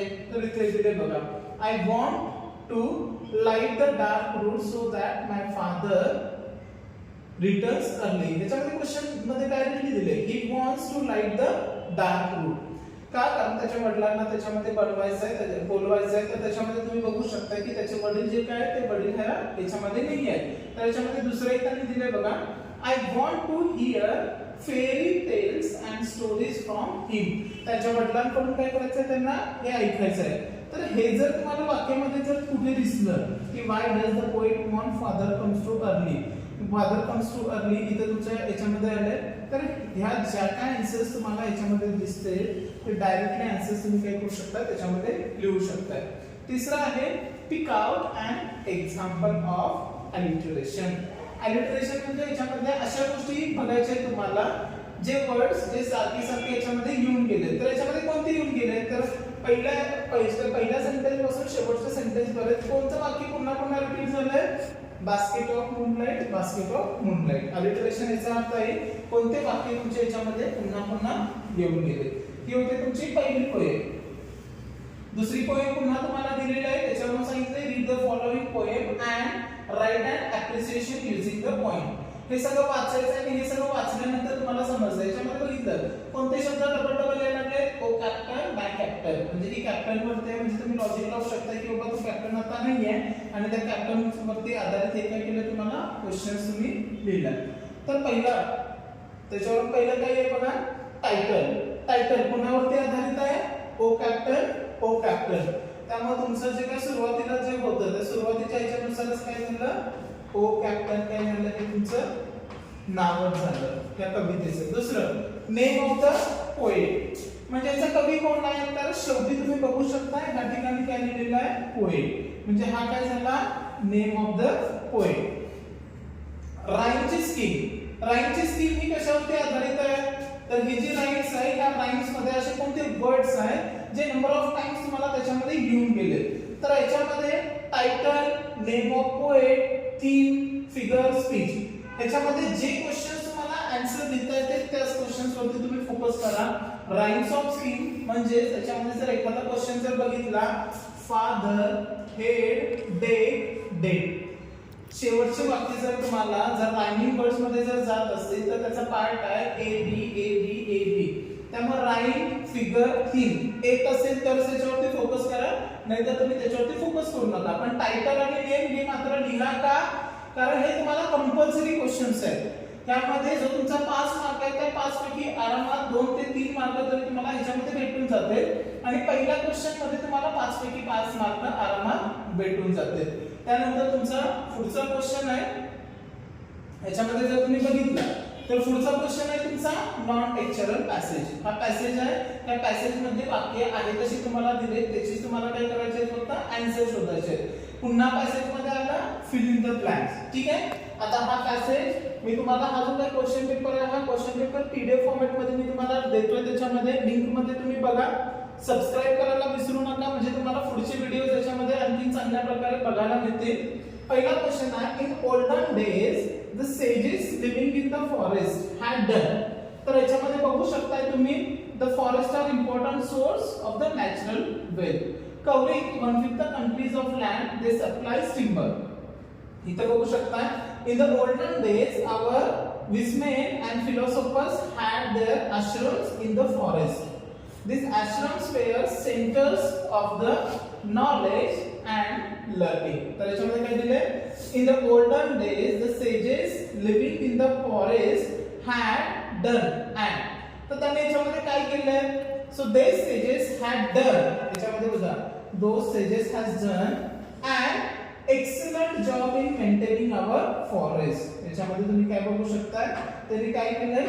जे काय त्यांचे the olden days had done what they had done excellent job in maintaining म्हणजे त्यांनी जे काय जंगल आहे ते जंगल मेंटेन करण्याचा त्यांनी काय केलाय चांगला प्रयत्न केलाय. दुसरं dot is an important step in protecting and developing of our country. आपली कंट्री काय करायची आहे आपल्याला प्रोटेक्ट करायची आहे. तर कशी करायची ते व्हिडिओ बघा. We must therefore protect and develop our forest. How? Vanash महोत्सव is an important step in this direction. काय दिले त्यांनी? वन महोत्सव म्हणजे दुसऱ्याचा आन्सर काय आला? वन महोत्सव is an important जिथे तुम्हाला दिसते is an important step in the direction म्हणजे प्रोटेक्टिंग हे दिले. थर्ड आहे our forest covers dot of country land area. our forests are important in the natural world. Covering याच्यामध्ये दिलेलं बघा किती कव्हर केला? 1/5 ऑफ लँड एरिया. याच्यामध्ये बघा तुम्हाला दिले लँड एरिया दिलाय किती दिलाय? 1/5 म्हणजे याचा काय ना 1/5 हे आन्सर तुमचा याच्यामध्ये येणार. आणि लास्ट आहे forest are important sources of our forest important sources of कशाचे आहे नॅचरल वेल्थ. म्हणजे बघा रिकाम्या जागा बघायचे पॅसेज मध्ये ते शब्द बघा त्याच्यापैकी कॉमन अंडरलाइन करा. जेव्हा जेव्हा रिकाम्या जागा येतील इथे तुमचा जो काही क्वेश्चनचा तुमचा जो काही एक्झाम सीट नंबर आहे 809 काय तुमचा जो असेल तो हा लिहा जेणेकरून एक्झामिनरला वाटणार नाही किंवा तुमचा जो काही सुपरवायझर आहे त्यांना तुमचा कॉपी केल्यासारखं वाटणार नाही. त्यानंतर पुढचा क्वेश्चन बघूया. Complete the following well supplied by forest ने सप्लाय केलेला काय करायचे त्याच्यामध्ये लिहायचं आहे. The well the supplied by the forest. The well forest मध्ये तुम्हाला काय काय मिळते तर याच्यामध्ये फॉरेस्ट मध्ये तुम्ही जर बघितलं the important forest the supply of the timber. Timber मध्ये काय काय सप्लाय होते रेल्वे बिल्डिंग अँड फर्निचर. त्याच्यामध्ये रेल्वे बिल्डिंग अँड फर्निचर तुम्ही लिहू शकताय. They also supply fuel for cooking. इथे लिहू शकताय फ्युएल फॉर कुकिंग. दुसरं बॉम्बी फॉर द पेपर मेकिंग. याच्यामध्ये काय लिहू शकताय बांबू फॉर द पेपर मेकिंग. आणि लास्टला medicinal herbs also come from the forest. इथे काय लिहू शकताय तुम्ही मेडिसिनल हर्ब्स. म्हणजेच हे जे काही जंगल आहे हे जंगल कशा प्रकारे तुम्हाला संपत्ती प्रोव्हाइड करून देते. तर काय करते आपण बघतोय की बाबा ह्या जंगलामध्ये जे काय आपले झाड आहेत त्या झाडापासून आपण बांबू बनवतोय रेल्वेसाठी यूज होतोय बिल्डिंग साठी यूज होतोय. तर त्याचा जो काही यूज आहे तो यूज इथे काय करायचं तुम्हाला इन शॉर्ट मध्ये लिहायचा आहे. त्यानंतर तिसरा क्वेश्चन जर बघितला तर तुमचा पुन्हा काय आहे अँटोनिम्स. पॅसेज मध्ये अँटोनिम्स म्हणजे विरुद्धार्थी शब्द. डिस्ट्रॉय म्हणजे नष्ट करणे. अपीअरिंग म्हणजे दिसणे. फॉरेस्टायझेशन म्हणजे जंगलीकरण. आणि आर्टिफिशियल म्हणजे जे काही तुमचे नॅचरली न होता जे काय आपण निसर्गातले सोर्स न यूज करता जे यूज करतो त्याला म्हणतात आर्टिफिशियल. आता डिस्ट्रॉय म्हणजे काय होतंय नष्ट होतंय. तर नष्ट होत नसेल तर आपण त्याला काय करू शकतोय त्याला प्रोटेक्ट करू शकतोय. अपीअरिंग म्हणजे काय न दिसणे. न दिसणे म्हणजे काय इथे बघू शकता तुम्ही डिसअपिअरिंग. फॉरेस्टलायझेशन जंगल. आता जंगल तोडायला लागले त्याला काय म्हणू शकताय डिफॉरेस्टलायझेशन. आणखी लास्ट तुमचा आहे आर्टिफिशियल त्याला आहे तुमचा नॅचरल. चौथा क्वेश्चन तुमचा जातोय डू ॲज डायरेक्टेड. याच्यामध्ये दिलंय forest were ruthlessly cut down in the past few years. गेल्या वर्षामध्ये न चुकता काय करायला लागले कंटिन्युअसली झाडं तोडायला लागले. Frame WH question. WH question मध्ये तुम्हाला ह्याला क्वेश्चन विचारायचा आहे जेणेकरून तुम्हाला पाठीमागचा आन्सर भेटेल. तर काय आहे झाडं कट करायला. काय करायला कट. काय करायला त्याला इंग्लिश मध्ये शब्द काय आहे वॉट. तर ह्या फॉरेस्टच्या जागी तुम्हाला काय करायचं आहे फक्त वॉट घालायचा आहे. वॉट आणि वेअरच्या जागी काय घालायचं तुम्हाला was. What was ruthlessly cut down in the past years. इथं जर एखाद्या मुलाचं नाव जर असतं तर त्या ठिकाणी तुम्ही वापरला असतं who. म्हणजे इथं जो तुमचा क्वेश्चन येणार आहे त्याच्यामध्ये what वापरायचं आहे who वापरायचं आहे how वापरायचं आहे हे कशावरती ठरवायचे जे काही तुमची क्रियापद आहेत ते. तिसरं सेकंड आहे they supply the fuel for cooking and the bamboo for the paper making. काय आहे नॉट ओनली बट आल्सो. मगाशी मी सांगितले नॉट ओनली कुठे वापरायचं आहे क्रियापदाच्या नंतर आणि बट आल्सो कुठे वापरायचं आहे अँडच्या जागी. या अँडच्या जागी तुम्हाला काय वापरायचं आहे हे but also. They supply the fuel for cooking. मग त्याच्यामध्ये काय वापरायचं आहे दे सप्लाय.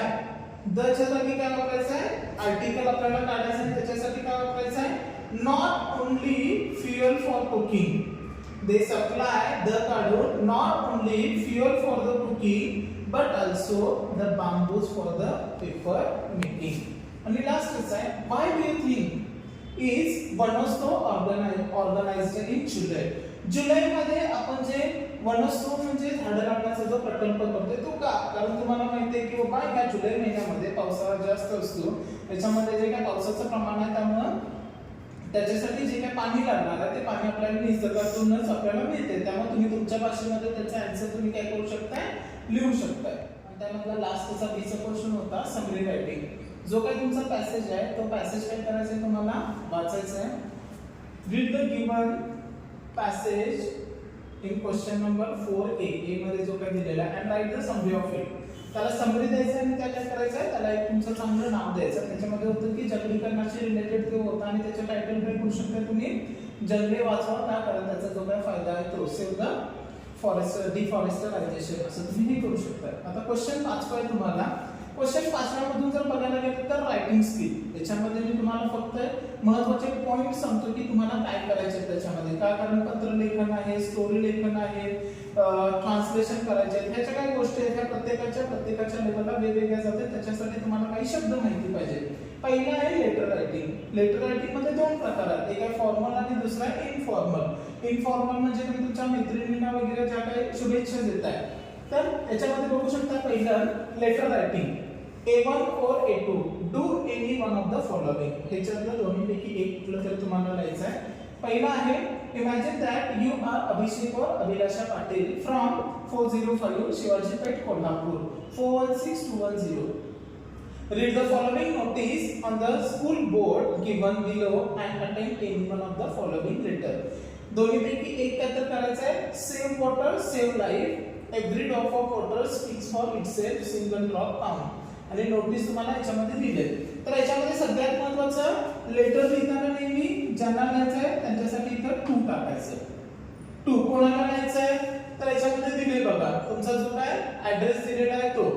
तर याच्यामध्ये दिलाय तुम्हाला की imagine that you are Abhishek Patil from 405 हा तुम्हाला ऍड्रेस दिलाय आणि रीड द फॉलोइंग. आता याच्यामध्ये काय करायचंय तुम्हाला डायरेक्टली नोटीस त्याच्यामध्ये लिहायचे. तर याच्यामध्ये जर तुम्हाला तुमच्या फ्रेंड्सना लिहायचं असेल किंवा तुमच्या मोठे जे व्यक्ती असतील त्यांना जर लिहायचं असेल तर त्यांच्या इथं ऍड्रेस जे काही 2 लिहायचं आहे त्यांना येणार तो. सेकंड आहे तुमचा सब्जेक्ट. सब्जेक्ट मध्ये तुम्ही काही टाकू शकताय. काय टाकू शकताय सेव्ह वॉटर सेव्ह लाईफ, नाहीतर काय टाकू शकता awareness regarding the save water, नाहीतर तुमचं काय आहे नोटीस. नोटीसच्या ह्याच्यामध्ये काय करताय तुम्ही डायरेक्टली तुम्हाला लिहायची काही गरज नाही आहे. इथं डायरेक्टली लिहायचं I am writing from Adarsh high school school has organised. हे आहे तसं लिहायचं आणि शेवटच्या ह्याच्यामध्ये काय करायचं तुम्ही फ्रॉम टाकायचं आणि फ्रॉमच्या इथे हा. म्हणजे हा क्वेश्चन किती मार्काचा आहे 5 पैकी आहे त्या याच्यामध्ये तुमची स्वतःची जरी वाक्य जर काढली त्याच्यामध्ये जर घातली तर तुम्हाला 5 पैकी आरामात 3 मार्क त्याच्यामध्ये भेटून जातील. इनफॉर्मल लेटर जसं मी तुम्हाला म्हटलं तुमच्या मित्राला लिहायचं. मित्राला लिहिताना काय करायचं 2 आहे त्या 2 च्या ठिकाणी पहिल्यांदा तुमचं नाव याच्यामध्ये काय दिलंय write a letter to your friend to intimate about this competition and motivate him or her by giving the informal letter. एखादा कॉम्पिटिशन आहे ते रिगार्डिंग तुमचा जो अजेंडा असणार आहे 2 म्हणजे तुमच्या मित्राचं नाव काय जे असणार आहे 2 राजेश पाटील कोल्हापूर 416 013. सब्जेक्ट काय येणार आहे इंटिमेट अबाउट द कॉम्पिटिशन आणि त्याच्यानुसार तुम्हाला तुमच्या मित्राला जे काही लिहायचं ते वाक्य मित्राला लिहायचं आणि शेवटी फ्रॉम लिहायचं जे काही तुमचं नाव आहे ते. ह्याच्यामध्ये तुमच्या स्वतःच्या ह्याच्यामधले शब्द वापरायचे. त्यामुळं इथे जर बघितला आहे तशी नोटीस जरी तुम्ही कॉपी डाऊन केला ह्याच्यामध्ये स्वतःचे 4-5 शब्द वापरा. आरामात तुम्हाला 5 पैकी 3 मार्क या ठिकाणी भेटून जातील. आता डायरेक्टली लिहितोय बी मध्ये डेव्हलप रायटिंग आणि drafting speech. Do any one of the following. कोणतेही खर्च तुम्ही करू शकताय. तर दोन्हीपैकी एक. तर सगळ्यात महत्त्वाचं ज्या ठिकाणी रिकामी जागा आहे ना ती ठिकाणी तुम्ही डायरेक्टली पूर्ण करा. याच्या भानगडमध्ये पडू नका. पहिला आहे तुमचं what type of book do you like to read. तुम्हाला कोणत्या प्रकारचे बुक वाचायला आवडते. डायरेक्टली एका वाक्यात आहे इथे लिहा स्टोरी बुक. कोणाला माहिती असू दे नाही तर नसू दे स्टोरी बुक म्हणून लिहा. Why do you read this books. तुम्ही ही पुस्तकं का वाचताय का, कारण आय एन्जॉय इट. जरी तुम्हाला वाक्यरचना जरी जमत नसेल तर तुम्ही काही वर्ड लिहू शकताय. एन्जॉय म्हणून त्याच्यामध्ये डायरेक्टली जर लिहिलं तरी तुम्हाला त्याचे आन्सर क्वेश्चनचे मार्क्स तुम्हाला आरामात भेटून जातील.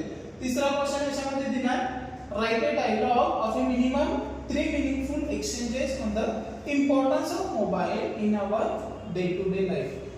डे टू डे लाईफ मध्ये मोबाईल का महत्त्वाचा आहे, नाहीतर त्याला पुन्हा ओला क्वेश्चन दिलाय. हा खालचा काय करायचंय स्पीच तुम्हाला तयार करायचा आहे. Prepare a speech on the need of the plantation. Plantation तुम्हाला काय करायचंय त्याची तुम्हाला काय गरज आहे.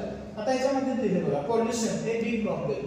तुम्ही डायरेक्टली ह्याच्या आधी काहीतरी सफिक्स आणि प्रिफिक्स आपण बघितले. प्रिफिक्स म्हणजे ह्याच्या आधी, सफिक्स म्हणजे नंतर. पोल्युशनच्या आधी काय घेऊ शकता? Nowadays pollution is a big problem आहे, तसं क्वेश्चन आहे त्याच्या ह्याच्यामध्ये वाक्य बघा. It causes a pollution. The trees their role in the prevention of pollution आहे. त्याच्यामध्ये फक्त जे काय तुमचे आर्टिकल्स आहेत आणि तुमचे जे काय वर्ब्स आहेत ते वर्ब्स जर तुम्ही त्याच्यामध्ये वापरला आणि त्याच्यानुसार सुद्धा तुम्ही काय करू शकता, एखादा स्पीच तुम्ही त्याच्यामध्ये तयार करू शकता. क्वेश्चन नंबर 6 झाला तुमचा information transfer non verbal. Right the paragraph on the problem faced by India today using point. ह्याच्यावरून तुम्हाला काय करायचं आहे, एखादा जे काही तुम्हाला हे पॉइंट्स दिले, प्रॉब्लेम फेस्ड बाय द इंडियाला आता कोणते कोणते प्रॉब्लेम फेस केले आणि काय केले, तर हे पॉइंट्स पकडून काय करायचे आहे, तुम्हाला त्याच्याबद्दल इन्फॉर्मेशन लिहायचं आहे. ह्याच्यावरून काय करायचं आहे, जे काय तुम्हाला क्वेश्चन दिलाय त्या क्वेश्चन वरून काय करायचे, तुम्हाला ट्री डायग्राम काढायचे. ते दिलेले आहे बघा. Draw a tree diagram that contains the main points and supporting details on the basis of the text. व्यवस्थित वाचा, व्यवस्थित वाचून कशाच्या खाली काय येणार, कशाच्या खाली काय येणार, कशाच्या खाली काय येणार हे सगळं आता ते दिले बघा. Several methods are used for sale the goods. म्हणजे तुमच्या टायटलच काय झालं, methods used for the sale of goods. कोणतं कोणतं आहे, समटाइम्स डायरेक्टर, एकदा झाले डायरेक्टर, दुसरी झाली इनडायरेक्टर. म्हणजे ह्याच्यातले शब्द वापरून तुम्हाला काय करायचे, एक ट्री डायग्राम. हे तुमच्या हातातले मार्क आहेत, हे हातातले मार्क तुमचे काही करू नका का, कारण दिलेली वाक्य रचना ही सगळी क्रमानुसार आहे. क्रमानुसार त्याच्यातले फक्त मधले मधले पॉइंट्स आणि त्यालाच काय म्हणतात आपण, ट्री डायग्राम. ट्री डायग्राम याचा अर्थ काय होतोय, हे जे झाड आहे तुमचं, फॉर एक्झाम्पल पहिलं काय आहे, methods are used for the sale of goods. इथं तुम्ही लिहू शकता मेथड्स, पूर्ण वाक्य रचना लिहा, त्याला पूर्ण हे करा. त्यानंतर याच्या कोणत्या मेथड आहे तिथे दिलेच बघा. Sometimes methods are director and others are indirector. पहिलं काय झालं तर डायरेक्टर, दुसरा काय झाला इनडायरेक्टर. त्यानंतर इथे दिले बघा. Broadly these methods can be classified into 3 types. Negotiated sales is the sale completed by the negotiated between the buyers and sellers. याच्यामध्ये तुम्ही पुन्हा लिहू शकता की बाबा ह्याच्या ज्या स्टेप्स आहेत त्याच्या निगोशिएशन नंतर किती स्टेप्स आहेत, 3 स्टेप आहेत. तर पहिली, दुसरी, तिसरी असं करून काय करू शकता तुम्ही डायरेक्टली ही जी काही ट्री डायग्राम आहे ती ट्री डायग्राम तुम्ही काय करू शकता त्याच्यामध्ये कंप्लीट करू शकता. त्यानंतर B1 और B2 do any one of the following. खालीपैकी कोणताही एक लिहायचं आहे, याच्यामध्ये न्यूज रिपोर्ट लिहायचा आहे. तर मित्रांनो हा जो काय तुमचा क्वेश्चन नंबर 6 आहे, हा क्वेश्चन नंबर 6 हा तुम्हाला तुमच्या स्वतःच्या याच्यावरती लिहायचा आहे. क्वेश्चन नंबर 6 मध्ये सगळेच क्वेश्चन अटेम्प्ट करण्यापेक्षा एखादा दुसरा तिसरा क्वेश्चन अटेम्प्ट करा. का, कारण 3 तासाच्या पेपर मध्ये पहिल्यापासून 4 पर्यंतचे जे क्वेश्चन आहेत आणि 5 पर्यंत क्वेश्चन हे तुमच्या हातातले मार्क आहेत. त्यानंतर 6वा क्वेश्चन हा तुमचा जास्त घेतोय, तर 6व्या क्वेश्चनला तुम्ही नंतर राहिलेल्या 1 तासामध्ये घेऊ शकता. डायरेक्टली तुम्ही 7व्या क्वेश्चनला घेऊ शकता. का, कारण ह्या 7व्या क्वेश्चन मध्ये प्रत्येकाचे आन्सर्स काय असणार आहे, सेम असणार आहे. तर पहिलं बघा ट्रान्सलेशन. याचा अर्थ काय आहे, तुम्ही मराठी मीडियमची मुलं आहे, इंग्लिश मध्ये दिलेले जे काही वाक्य आहे ते तुम्हाला मराठीमध्ये करायचे. Translate the following words into your medium. तुमची जी काय मातृभाषा आहे त्या मातृभाषेमध्ये तुम्हाला काय करायचे आहे, ट्रान्सलेट करायचे. तर ही किती करायचे, 4 दिलेले किती आहे, 6 मध्ये काय करायचे 4. पॉप्युलेशन म्हणजे काय आहे, तर पॉप्युलेशन म्हणजे तुमची काय आहे, आजची लोकसंख्या. याच्यामध्ये म्युझिशियन आहे, कल्चरल आहे, प्रोग्रेस आहे, डिस्टन्स आहे, नॅचरल. तुम्ही नॉर्मली डिस्टन्स म्हणजे काय म्हणता की अंतर पार केले, नॅचरल म्हणजे निसर्गतः, प्रोग्रेस म्हणजे तुमची काय आहे, प्रगती आहे, कल्चरल म्हणजे तुमचे संस्कृती आहे, आणि म्युझिशियन जो कोण वाजवणारा आहे त्याच्यासाठी तुम्ही यूज करताय. त्यामुळे 6 पैकी 4 तुम्हाला लिहायचे. दुसरा आहे translate the following sentence into your medium of instruction. तुमच्या इन्स्ट्रक्शन मध्ये लिहायचं. पहिलं काय आहे, don't make noise in the class. वर्गामध्ये दंगा किंवा गोंधळ घालू नका. Be optimistic always. नेहमी आशावादी राहा. तुम्हाला कोणतेही 2 लिहायचे. तिसरं, I shall always remember your kindness. मी नेहमी, तुम्ही माझ्यासाठी जे काय कृपया दयाळूपणा नुसार जे काही केले ते मी नेहमी काय करेन लक्षात ठेवेन. वी वेलकम आवर गेस्ट, आम्ही आमच्या पाहुण्यांचं स्वागत करत आहोत किंवा आम्ही आमच्या पाहुण्यांचं स्वागत करतो. 4 पैकी 2 करायचे आहेत. लास्टचा तुमचा सी क्वेश्चन आहे, ट्रान्सलेट द फॉलोइंग वर्ब्स और इडियम्स इनटू युअर मीडियम.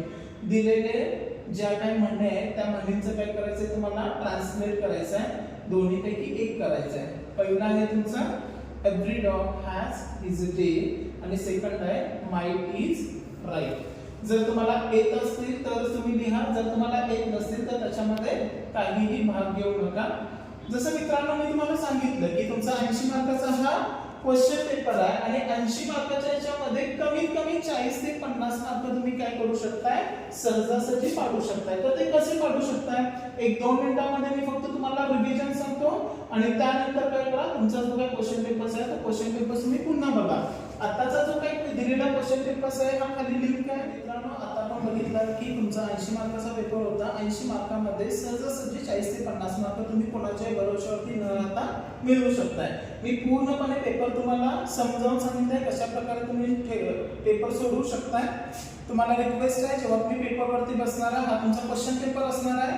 त्या क्वेश्चन पेपर्सवरती प्रत्येक पानावरती तुमचा बोर्डाचा नंबर टाकायला विसरू नका. का? कारण जेव्हा तुम्ही याच्यावरती या पॅसेजमध्ये आन्सर्स वगैरे शोधणार आहे तुमचे बरेचसे पॅसेज असणार आहेत. डायरेक्टली तुम्ही याच्यामध्ये अंडरलाईन जर केला तर तुमच्यावरती कॉपी केस होऊ शकते. त्याच्यापेक्षा तुम्ही डायरेक्टली बोर्डाचे पेपर तुमचा वरती जर नंबर लिहिला तर तुम्हाला कोणीही काही म्हणू शकत नाही. तर दिलेल्या याच्यामध्ये इम्पॉर्टन्स पॉइंट काय आहे तेवढेच मी आता तुम्हाला सगळ्यात महत्त्वाचं सांगतो. प्रत्येक दिलेल्या पॅसेजमध्ये पहिला जो तुमचा क्वेश्चन आहे तो पहिला क्वेश्चन कसा आहे तुमचा फिल इन द ब्लँक्स. काही तुम्हाला क्वेश्चन दिलेले असणार आहे जसं की हे काही शब्द मी तुम्हाला देतोय आणि या शब्दांमध्ये काय करायचे तुम्हाला रिकाम्या जागी. तर याच्यामध्ये ABCD मधले कोणतेही लेटर्स ठेवून बघायचे आणि त्याच्यानुसार हे काय होते बघा. तर C-T. तर याच्यामध्ये असं कोणता वर्ड आहे तर याच्यामध्ये जर तुम्ही A जर ठेवून बघितला तर CAT कॅट होते. काही मुलं काय करतील या ठिकाणी U ठेवून बघतील CUT कट. त्यामुळे प्रत्येकाचे आन्सर्स वेगळे असणार आहेत. इथे जर बघितला तुम्ही SO-E, इथे जर A जर बघितला तर कुठलाही उच्चार होत नाही, B ठेवला तर कुठलाही उच्चार होत नाही.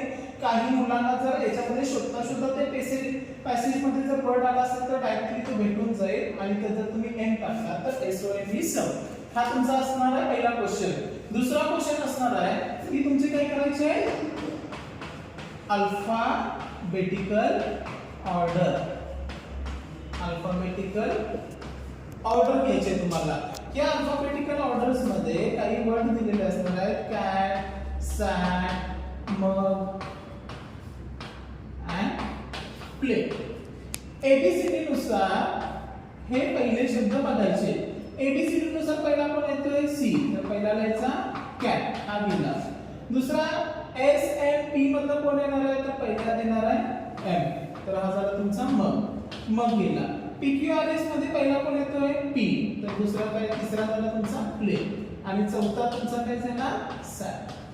प्रत्येक याच्यामध्ये दोन्ही पॅसेज मध्ये हे क्वेश्चन तुम्हाला असणार आहेत 2-2 मार्काला असणार आहेत. त्यामुळे इथले तुमचे मार्क घालू नका आणि हा जो प्रश्न आहे हा 2 मार्काला आहे. म्हणजे इथे जर बघितलं तर 4 म्हणजे तुम्हाला 8 मार्क इथे सहजासहजी भेटून गेले. पुढचा तुम्हाला क्वेश्चन असणार आहे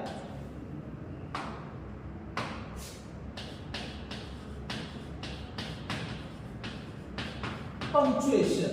पंक्च्युएशन याचा अर्थ आहे चिन्हे. तुम्ही इंग्लिश मध्ये बघितलाय किंवा मराठीमध्ये बघितला तर हा तुम्हाला प्रश्न चिन्ह असतोय, हा तुम्हाला फुल स्टॉप आहे, हा तुम्हाला कॉमा आहे, हा तुमचा एक्सक्लेमेटरी आहे. तुमचं कोणतेही वाक्य असू दे मी लिहितो दॅट इज ए बॉय असं तुम्हाला मी दिलंय आणि याच्यामध्ये मी सांगितले की याच्यामध्ये तुम्हाला चिन्ह वापरायचे. लक्षात ठेवायचं जर तुम्हाला पंक्च्युएशन दिसले की डायरेक्टली चिन्ह द्यायला सुरुवात करायची. दिलेल्या वाक्यामध्ये वाक्याची सुरुवात ही नेहमी कॅपिटल लेटरने करायची. PHAT याच्यामध्ये कॅपिटल लेटर. वाक्य आहे तसे लिहायचं इज ए बॉय आणि वाक्याच्या शेवटी काय करायचं पूर्णविराम द्यायचं. जर एखाद्या ठिकाणी जर म्हटलं असेल शी sed that is a boy. She said म्हटलं की इथं थांबायचं आणि जे काय तिने सांगितलंय त्यालाच फक्त काय करायचंय इन्व्हर्टेड कॉमा द्यायचे आणि फुल स्टॉप द्यायचा आहे. याच्या व्यतिरिक्त क्वेश्चन्स मध्ये तुम्हाला काय येणार नाही. एखाद्याने जर म्हटलं अमेझिंग, वाव, तर या ठिकाणी काय करायचंय तुम्हाला एक्सक्लेमेटरी चिन्ह वापरायचं आहे. वाक्याची सुरुवात कॅपिटल लेटरनं, वाक्याची सुरुवात शेवटी फुल स्टॉप द्यायला विसरायचं नाही. जर एक्सक्लेमेटरी आले असेल तर एक्सक्लेमेटरी चिन्ह वापरायचं. एखादा ऑर्डर जर देत असेल तर डबल इन्व्हर्टेड कॉमा वापरायचा, नाहीतर आपली आहे तशी वाक्यरचना करायची. त्यानंतर तुमचा चौथा एक वाक्य जातंय ज्याच्यामध्ये तुम्हाला दिलेले आहे एक वर्ड पनिशमेंट. आणि ह्या पनिशमेंट मध्ये तुम्हाला काय करायचे 4 शब्द तयार करायचे आहेत आणि ते किती अक्षरी पाहिजे 3 अक्षरी. दिलेल्या वाक्यामधून तुम्हाला 4 शब्द तयार करायचे आहेत, त्याच्यामध्ये किती पाहिजे 3 अक्षरी पाहिजे. तर याच्यामध्ये बघितलं तर मेड एक आहे बघा, एक लिहू शकता तुम्ही मेड, म्हणजे हा पहिला झाला. दुसरा जर बघितला तर हा पण जातोय बघा PUN. तिसरा जर बघितला तर याच्यामध्ये EN पण आहे, हा जर P ला जोडला तर काय झाला PEN पेन. आणि जर चौथा जर शब्द जर तुम्ही बघायला गेला तर याच्यामध्ये अजून काय होऊ शकतंय, हा तुमचा होऊ शकतंय punish. I will punish you, म्हणजे मी तुम्हाला शिक्षा देईन. म्हणजे हे 4 झाले आहे त्याच ह्याच्यातले 4. समजा तुम्हाला काही समजत नसेल तुम्ही 10 जरी लिहिला तरी चालतंय, 10 मधून 3 तरी तुमचे काय येऊ शकते बरोबर येऊ शकते. पण पेपर मात्र मोकळा अजिबात सोडू नका. त्यानंतर आहे एक ट्री डायग्राम तुम्हाला दिलेली असणार आहे. त्या ट्री डायग्राम मध्ये त्यांनी एक मधला वर्ड दिलाय स्टुडंट. एखादा विद्यार्थी कशा प्रकारचा पाहिजे, तर ह्यासाठी तुम्हाला काय करायचे ट्री डायग्राम त्याच्यामध्ये द्यायचे. मराठीमध्ये म्हणजे तुम्हाला विद्यार्थी कसा पाहिजे हुशार. हुशारला तुम्ही काय म्हणू शकता क्लेवर. नम्र पाहिजे, कसा पाहिजे पोलाइट. शाळेला रेग्युलर यायला पाहिजे, त्याला काय म्हणू शकता तुम्ही रेग्युलर. मुलगा डिस्टिंक्शन मध्ये येणार पाहिजे, तुम्ही देऊ शकता डिस्टिंक्शन डिस्टिंक्ट. आणि सगळ्यात महत्त्वाचा तो मुलगा कसा पाहिजे हॉनेस्ट. मी म्हणू शकतो आदर्श असावा, तर या ठिकाणी आयडियल पण म्हणू शकतोय. दुसरा कोणीतरी म्हणू शकतो की बाबा तो पोलाइट आहे, ठीक आहे. मी म्हणू शकतो की बाबा तो आनंदी पण असावा, तर मी काय म्हणू शकतोय की he should be always pleasant किंवा he should be always joyful. तुमच्या इच्छेनुसार तुम्हाला जे वाटतंय ते डायरेक्टली तुम्ही काय करू शकता ह्या ट्री डायग्राम मध्ये लिहू शकताय. पॅसेज 1 पॅसेज 2 मध्ये हे क्वेश्चन तुम्हाला परत परत येणार आहेत, म्हणजे ह्याच्यावरती काय आहे तुम्हाला ऑटोमॅटिकली तुमचे 12 मार्क भेटून जाते. पुढचा तुमचा क्वेश्चन येतोय त्याच्यामध्ये तुम्हाला लिहायचं आहे ट्रू और फॉल्स, म्हणजे बरोबर किंवा चूक. दिलेला तुमचा जो काय पॅसेज आहे तो पॅसेज वाचून न बसता एखादं वाक्य दिलंय that man is going to market. आणि याच्यामध्ये दिलंय तिसऱ्या लाईनला दिले तुम्हाला that man is going to school. आहे कसं वाक्य या पॅसेज मध्ये शोधायचं. आहे कसं शोधायचं, कुठे चुकीचं जाते बघायचं. इथे दिले मार्केट, इथे दिले स्कूल, म्हणजे वाक्य तुमचं काही आहे चुकीचं आहे. त्या ठिकाणी तुम्हाला काय करायचं आहे फॉल्स. पॅसेज वाचत बसत असेल ज्यांना इंग्लिश समजते त्यांनी पॅसेज वाचत, ज्यांना इंग्लिश नाही समजत त्यांनी काय करायचं आहे ती वाक्यरचना शोधायची. त्याच्यासाठी बोर्डाचा नंबर मात्र लिहायला विसरू नका. इथे वरती बोर्डाचा नंबर तुमचा जो काय आहे तो बोर्डाचा नंबर लिहा. याच्यामध्ये पॅसेज असू दे त्या प्रत्येक पॅसेज मध्ये तुम्हाला त्यांनी ट्रू अँड फॉल्स तुम्हाला विचारले. आणखी जसं की आता ट्री डायग्राम तुम्हाला सांगितली किंवा क्वेश्चन नंबर 7 मध्ये पण किंवा 6 मध्ये पण तुम्हाला ट्री डायग्राम द्यायचा आहे. दिलेल्या पॅसेज नुसार त्या पॅसेजचा महत्त्वाचा जो टॉपिक आहे तो इथे लिहिलाय. त्यानंतर तुम्हाला दिलंय दॅट गर्ल. पॅसेज मध्ये दॅट गर्लला वर्ड कुठे आहे तो शोधायचा आणि तो वर्ड तिथून पुढे जो काही फुल स्टॉप पॅसेज मध्ये येत नाही ते सगळं लिहायचं आणि ह्या साईडच्या ज्या रिकाम्या जागा आहेत त्या रिकाम्या जागा तुम्ही इथे भरू शकताय. ह्या क्वेश्चन पेपर मध्ये बघू शकता तुम्ही इथे तुम्हाला पॅसेज दिलाय. हा मधला वाक्य बघायचं. आता बिग मेल, इथे बिग मेल कुठे आहे ते बघायचं. इथे बिग मेल दिले, जोपर्यंत फुल स्टॉप येत नाही तोपर्यंत ते लिहित राहायचं. या प्रकारे ही डायग्राम तुम्ही पूर्ण करू शकता. त्यानंतरचे पुढचे दोन वेगळे पार्ट आहेत. एक आहे तुमचं अँटोनिम्स आणि दुसरा आहे तुमचं सिनोनिम्स.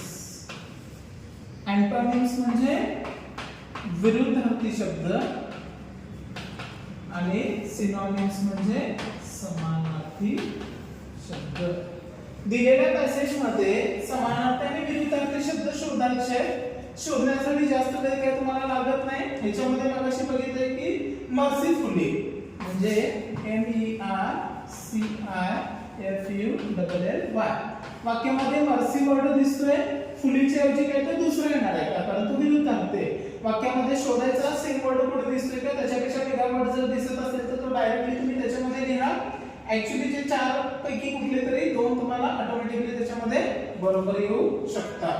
त्यानंतर वाक्याचे प्रकार ओळखायचे आहे. तर दिलेल्या वाक्यामध्ये जर एम इज आर आणि क्रियापदाला जर आयएनजी येत असेल तर हा वाक्य रचना कोणते, चालू वर्तमान काळ. हॅव किंवा हॅज आणखी क्रियापदाचं जर तिसरं रूप येत असेल तर त्याला कुठलं म्हटलं जातं, पूर्ण वर्तमान काळ, परफेक्ट प्रेझेंट टेन्स. आणि हा तुमचा आहे कंटिन्युअस प्रेझेंट टेन्स. ते जर वाक्यामध्ये जर वॉज किंवा वेअर आणखी क्रियापदाला आयएनजी आलं तर काय आहे तुमचं, हा तुमचा पास्ट कंटिन्युअस टेन्स आहे. आणि त्याच्यामध्ये जर हॅड जर आलं किंवा हॅड बीन जर आलं तर हा तुमचा काय आहे, पास्ट, हा तुमचा आहे परफेक्ट. आणि हा तुमचा कंटिन्युअस, हा तुमचा आहे प्रेझेंट मध्ये, हा तुमचा जातोय कंटिन्युअस आणि हा जातोय तुमचा परफेक्ट. फ्युचर मध्ये जो काय आहे तो तुमचा काय जातोय, विल किंवा विल बी. विल बी असेल तर कंटिन्युअस आणि विल असेल तर सिंपल. विल हॅव असेल तर परफेक्ट आणि विल हॅव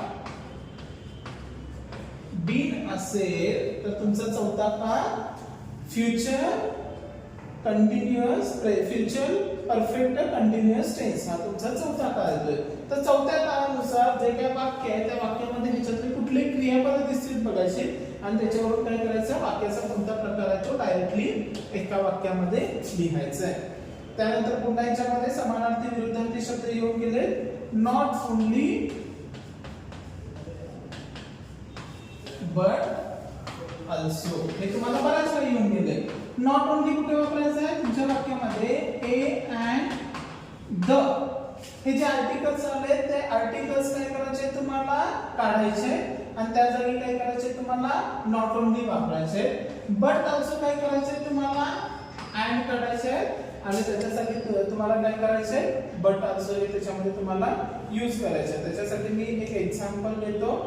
नाहीतर एकतर याला आर्टिकल्स आहेत, नाहीतर काय करायचंय क्रियापदाच्या नंतर काय करायचंय तुम्हाला यूज करायचं. याच्यामध्ये एक उदाहरण आहे, they were totally drenched and happy. Totally drenched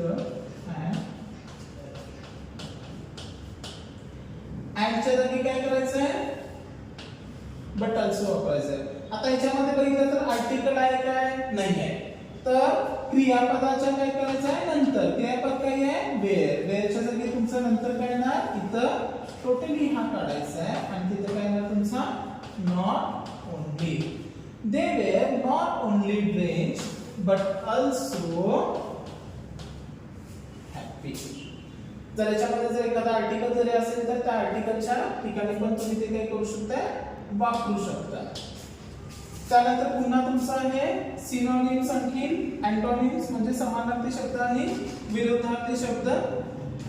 जी काय तुमची पोएम्स दिले, त्या पोएम्स मध्ये डायरेक्टली तुम्हाला रिकाम्या जागा भरायच्या, जसं मी सांगितलं अंडरलाईन करत जावा. त्यानंतर सगळ्यात महत्त्वाचं आहे प्रिफिक्स अँड सफिक्स. प्रिफिक्स म्हणजे पहिल्यांदा आणि सफिक्स म्हणजे शेवटी. उदाहरणार्थ घेऊया मॅनेज. ठीक आहे, मॅनेज वरून काय काय शब्द होऊ शकते, कोणतं पण मॅनेजर हा आर लावायचा म्हणजे काय झाला शेवटी. कोणतं पण नाही सर मॅनेजमेंट काय झाला मेन शेवटी. जर घेतलं मी पुढचा एक वर्ड घेतला पॉसिबल, कोणतं म्हणेल सर दिस इज इम्पॉसिबल म्हणजे काय लिहिलं इन कुठे आलं सुरुवातीला, सुरुवातीला आलं तर प्रिफिक्स, शेवटी आलं तर सफिक्स. दिलेल्या शब्दानुसार तुम्हाला जिथं लावायचं आहे त्या पद्धतीने तुम्ही त्याच्यामध्ये लावू शकताय. तर अशा पद्धतीने जे काही तुमचे महत्त्वाचे फॅक्टर्स आहेत ते सगळे महत्त्वाचे फॅक्टर्स मी तुम्हाला ह्या क्वेश्चन पेपर्स मध्ये एक्सप्लेन केले. कमीत कमी 80 पैकी 40 ते 45 मार्क तुम्हाला सहजासहजी भेटून जातील. व्होकॅब्युलरी मधला जो काही पार्ट आहे तो तुम्हाला भेटूनच जाईल. क्वेश्चन नंबर 6 जो आहे तो तुम्ही स्वतः सॉल्व्ह करायचा आहे तुमच्या भाषेमध्ये तुमच्या विचारांच्या नुसार. त्यामुळे मित्रांनो मी तुम्हाला शाश्वती देतो की बाबा या पद्धतीने जर तुम्ही अभ्यास केला तर नक्कीच तुम्हाला 80 पैकी 40-45 मार्क पडतील. ज्या ज्या मुलांना येत नाही त्या मुलांना सुद्धा इंग्लिश जरी येत नसेल तरी साध्या पद्धतीने आपण कशा प्रकारे सोडवू शकतो हे मी सांगितलंय. जर ह्या कन्सेप्ट तुम्हाला आवडला असतील नक्कीच हे तुम्हाला तुमच्या उद्याच्या पेपरसाठी उपयुक्त ठरेल. सर्व मित्रांना माझ्याकडून खूप खूप शुभेच्छा. Wish all the best for your tomorrow's paper. त्याच सोबत जर मित्रांनो तुम्हाला बीजगणित भूमितीसाठी अजूनही जे पेपर्स आहेत ते तुम्हाला साध्या भाषेमध्ये समजून जातील की बाबा त्याच्यामध्ये पासिंग साठी आपण काय करू शकतो आणि स्कोरिंग साठी काय करू शकतोय, हे जर तुम्हाला आवडलं असेल तर नक्कीच तुम्ही शौर्य अकॅडमी ह्या चॅनलला सबस्क्राईब करू शकता. तुम्हाला जर आमच्याकडे इंग्लिश शिकायची इच्छा असेल किंवा तुमच्या सब्जेक्ट मध्ये नॉलेज घ्यायचं असेल तर तुम्ही एकदा शौर्य अकॅडमीला विजिट द्या. तिथे तुम्हाला समजून जाईल की बाबा कसं अत्यंत साध्या प्रकारे तुम्हाला ह्या इंग्लिश सारख्या विषयामध्ये किंवा कोणताही विषय असू दे इथे तुम्हाला चांगल्या प्रकारे कसं मार्गदर्शन केलं जाते.